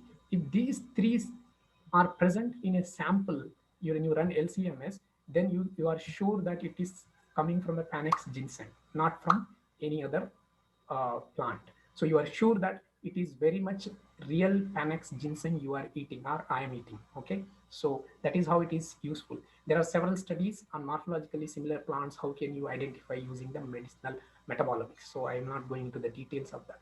Okay, I hope that is the first point. Next, identification of the tools what we are using, then this is very important tool, this novel biomolecule which is been isolated, which has not been reported previously from this one. What they have this group of researchers, they have selected 14 different Fabaceae members from the Mediterranean region, and they want to screen these 14 medicinal plants for anti-proliferative activity towards the human colorectal cancer, which is very dangerous form, and there are different genetic genetic malfunctions which leads to the colorectal cancer. So they want to isolate that, and they have used NMR based metabolomic study. But they have done the double screening method. That means first they have profiled the NMR of these 14 Fabaceae species and plants, and they have detected different compounds in the mixture, and then they have separated using bioassay guided separation technique, which is automated thing. You collect each fraction and use that fraction to check whether it has, that fraction will have 1 or 2 metabolites maybe, and then reduce the complexity. Yes, then you use this each one into one Petri plate where you grow the colorectal cancer cell lines and check for whether it has anti-proliferative activity towards them. So this is the double screening method, and then beautifully they could illustrate and identify 2 compounds which are responsible. This is tentative structures, they have not named them yet. This is a beautiful study, you can read 2 compounds which are from one of the Fabaceae members, which has an anti-proliferative activity to the colorectal cancer. And they have done, as rightly madam is pointing out, in fibroblast cells to detect the cytotoxicity of the normal cells. They found very negligible cytotoxicity for the normal cell lines. Most important outcome of their study, which is very interesting, is most often the cancer drugs, the problem with the cancer drugs is that they are not specifically targeted to the cancer cells. Normal cells also can go for, they undergo necrosis or programmed cell death. So luckily for them, they found one compound A, which is highly targeted against one of the variant of the cancer cell line of colorectal cancers, which is resistant to chemotherapy. So that can be used for this. Okay, is there any problem? Hello, I think we are running out of time. Okay, so I will skip some of those things. So this is one, and then this is very quickly. There are 2 types of the plants. One is, Catharanthus, which synthesizes a vinblastine and vincristine, which is used for leukemia cancer treatment. And there are 2 varieties. There are multiple varieties, but 2 varieties. One is Sunstorm, other one is Little Bright Red. Both are in the Catharanthus species, varieties, in fact, not the species. Sorry. So they have selected these 2, analyzed with LCMS metabolic profiling, and then found out that the phytoconstituents, particularly the alkaloid contents, are very much different between these 2. And the superior one is a Little Bright Red variety compared to that of Sunstorm. So the outcome of the study is you have to select very cautiously your cultivar also. That is what I said in the plant level. Your cultivar also very important to select for phytomedicine. For quality control, as madam has explained that very well, I will just go quickly. Glycyrrhiza glabra, which is used as an artificial sweetener, and herbal medicine in Ayurvedic and Chinese traditions. Here what I said, the geographical tracing and quality control. So this Glycyrrhiza glabra from China cultivation, in the agroclimatic conditions of China, it will have a lot of glycyrrhizic acid, which is mostly important for the Glycyrrhiza glabra, and it has a lot of demand in the international market. but it is also cultivated in Italy, Turkey, and Iran, probably in India. I don't know I don't have knowledge on that. And they want to detect whether this tracing can be possible, whether it is coming from the China or Italy or Turkey or Iran. And they have done the LCMS analysis, and they could find out really that the Chinese product is having more phytoconstituent of glyceric acid compared to that of Italy, then Turkey and Iran. So there are many studies to study the phytogeographical origin or the origin of this phytomedicine using the metabolomics. So I think this is very important study I would like to share with a lot of excitement is that we know Artemisia annua, which is produces artemisinin, an antimalarial drug for which a Nobel Prize is awarded for this discoverers. In a company in South America, they are preparing this artemisinin-based drug for the treatment of malaria, because malaria load is heavy in the South, African continent. And then some of the researchers got curious to know whether it is having really the artemisinin, the important ingredient in that. So they have selected 6 capsules which are present on store and drugstore. They are sold. They collected that. They prepared the medicine. They prepared the extract, and they run LCMS and NMR analysis. To their surprise, what they have detected is that they have selected these 60 samples. One also from Artemisia annua, which is authentic plant. And when they have run the LCMS analysis and after that multivariate statistical analysis, what they have shown, Artemisia annua is completely different from the capsules which they have prepared. The capsules have constituents which are completely different from the capsules which are prepared from Artemisia annua. In Artemisia annua, the artemisinin content is quite heavy, high, and the capsules which are prepared from so-called the Artemisia annua has no artemisinin at all. So this is a purely a mislabeling or mishandling of the phytomedicine, which lead to the health complications of millions of people who are using this drug. So what they have found, they are preparing these capsules, so-called Artemisia artemisinin capsules, using a different species of Artemisia, that is Artemisia afra, which reported to contain no artemisinin at all, but they are selling in the name of the Artemisia annua. So how could you detect? By using this metabolomics tool. The toxic compounds, how do you detect the toxic compound? In short, see, in polygonum multiforum in Chinese medicine, they use this, and occasionally they have reported the hepatotoxicity. So what is responsible for the hepatotoxicity? They want to screen out. They have used this metabolomics technique, and they could identify 2 potential toxic compounds which they have isolated. And these isolated ones they have tested, and indeed they are causing the cytotoxicity to hepatic cells. And because of that, they understood there are 2 chemicals in this formulation which leads to the cytotoxicity. And they have also recommended that if you prepare the polygonum multiforum sample, in heating this sample in a black soybean decoction, these 2 phytocompounds can degrade, or their quantities will come such a low quantity that they cannot cause the issues of hepatotoxicity. I think with this is the final one. Pegaga. How do you molecular mode of action of a phytochemical? Pegaga is a common cuisine which is in Malaysian or Malayalam region. They use it. It is mostly made up of Santella asiatica. They eat it as salad or chutney or something like that. Santella asiatica in Malayan traditional medicinal, it is being used for anti-diabetic. So it treats the treatment for the type 2 diabetes. So there is no scientific validity or mode of action for that.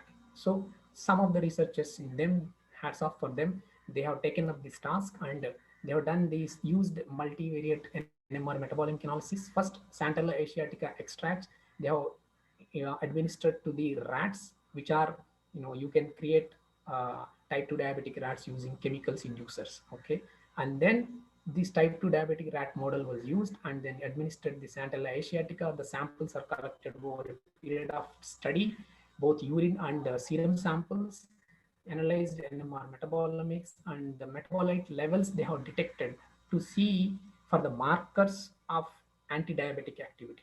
And what they have found, it's very interesting result.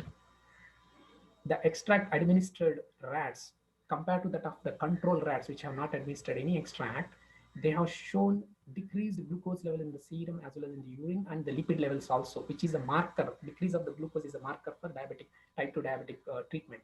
And as well as to their bonus, they have detected that increase in insulin production. So that is what how metabolomics has helped them to know that indeed the Santella asiaticas, the Malayan peoples believe that Santella asiatica antibiotic is indeed is true. So then further studies using other techniques, anti-hyperglycemic, anti-lipidomic activity of Santella asiatica is due to asiatic acid which is present in the Santella, which regulates the carbohydrate and lipid metabolism. It inhibits or regulates the enzymes which are present in carbohydrate and lipid metabolism. By that way, it is hyperglycemic and anti-hyperlipidemic. And it also increase the insulin production because it helps in the regeneration of the beta cells of the pancreas, which is a rare phenomena. I think this has a promising role in the future if further they themselves have they are declared in the article that it is wonderful thing, but needs further studies before it can be formulated into drug and released into the market for the usage for the common man. So what finally I conclude here, the summary, the metabolomics is, I think, to me, it is a versatile tool. I hope you also understood. I could convey you to best of my knowledge. And this now we have to move away from the traditional medicine. We have a traditional knowledge that is good. We are proud of that. But now to wider acceptance of the public, what we have to do is that we have to take this traditional knowledge and translate with the help of the modern techniques. So we have to use the modern techniques and tools which are available to validate, the control, to regulate all these aspects of challenges, which can metabolomics will be a core point of that. Along with that, you can use the genomics, transcriptomics, and other studies also. Then I feel there is a bright future for the traditional medicine in coming years. Okay, I think with this, thank you for giving me this opportunity and be kind enough to listen to me, even though I think it is going sometimes over the head. Thank you very much. And I'm happy to take if there are some questions or queries and suggestions also if you know something. Thank you very much. Thank you, sir. Sorry for the inconvenience from my side while inviting you. I'm sorry. Okay. No, it's fine. And your presentation was very interesting and very informative. I learned many technical words. Okay, and you gave so much information about the techniques involved in this metabolomics and the applications and using with some case studies. Really, it was fantastic. Thank you very much. You So can kind of you. research work. What a good researcher you are. So thank you very much, sir, Thank you for very much. sharing your knowledge with us and for being with us today. And it's time for questions, sir. The participants, if you have any questions, you can ask our questions, doctor. queries, suggestions also. I'm open for that. Yes.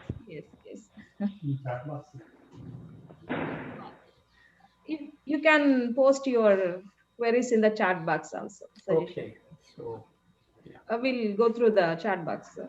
Okay.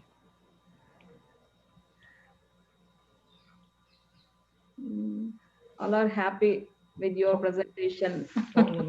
You know, there is a familiar thing we always listen from our teachers. There are two ways only that you understood everything, but the other thing is that you never understood anything. So I don't know which way it is. I found a good thing, good harmony among yourselves. Means the three resource person, some sort of harmony among yourselves.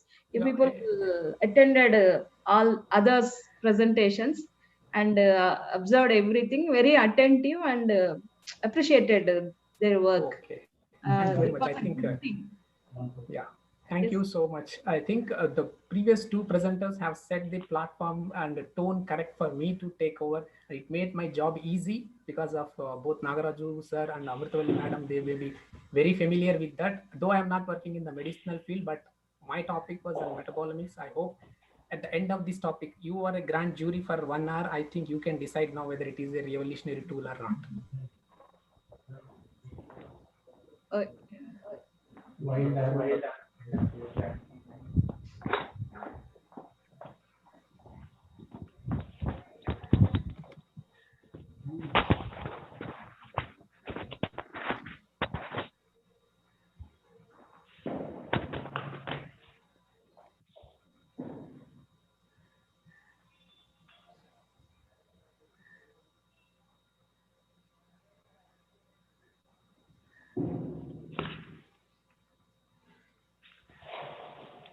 Someone is asking the Yeah. question. Yes. Sir, Sauman Datta is asking a question, sir. Okay. Wild or cultivated plants, any difference in their metabolites? That is the question.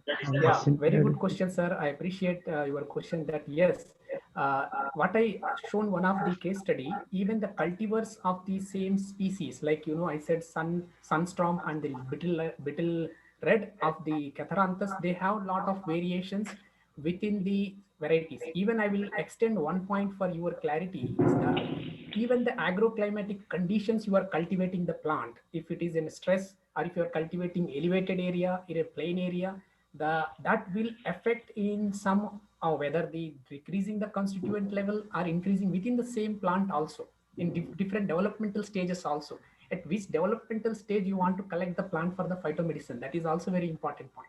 So I hope I made clear that yes, there are differences in the cultivars, wild and varieties, within the varieties and within different times of the different geographical cultivation, agroclimatic conditions, as well as the different developmental stages of the plant. I think we all know this, but I appreciate your answer. Very point. I think I'm clear with that. Yes.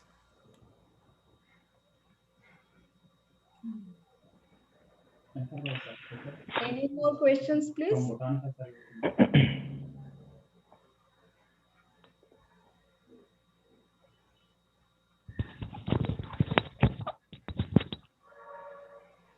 Okay, now I request Mr. Venkateshwar Rao Garu, Assistant Professor of Zoology, to propose vote of thanks.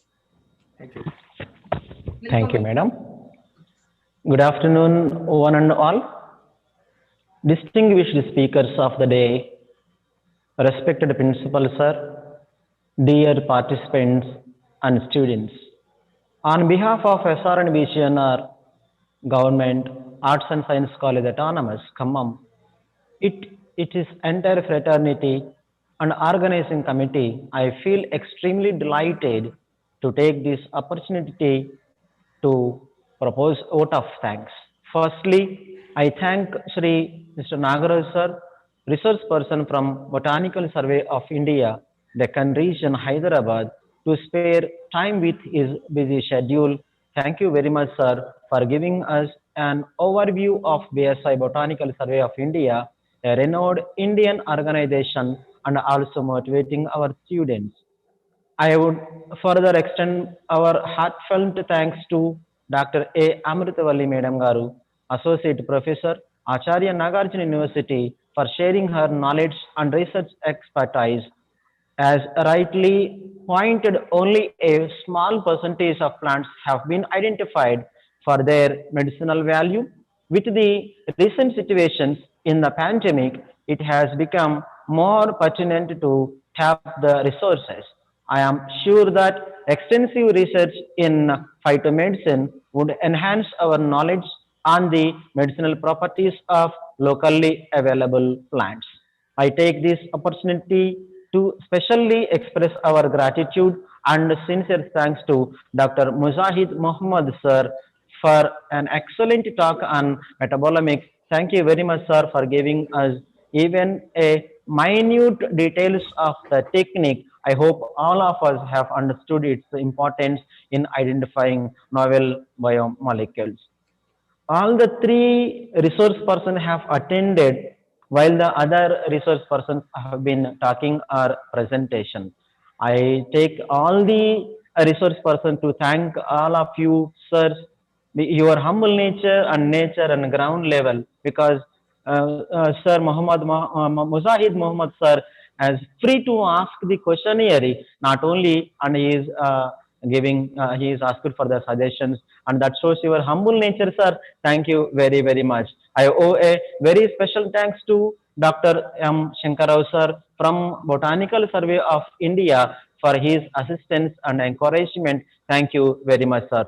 I would like specially thank our principal, sir, Sri KSS Ratnaprasad sir, for his unfaltering support and confidence in us. Without his support, we could not make this program a success. It's time to extend our deep regards and gratitudes to Srimati Anjani Madam Garu, IQAC coordinator, for her indispensable support and motivation. Thank you very, very much, madam.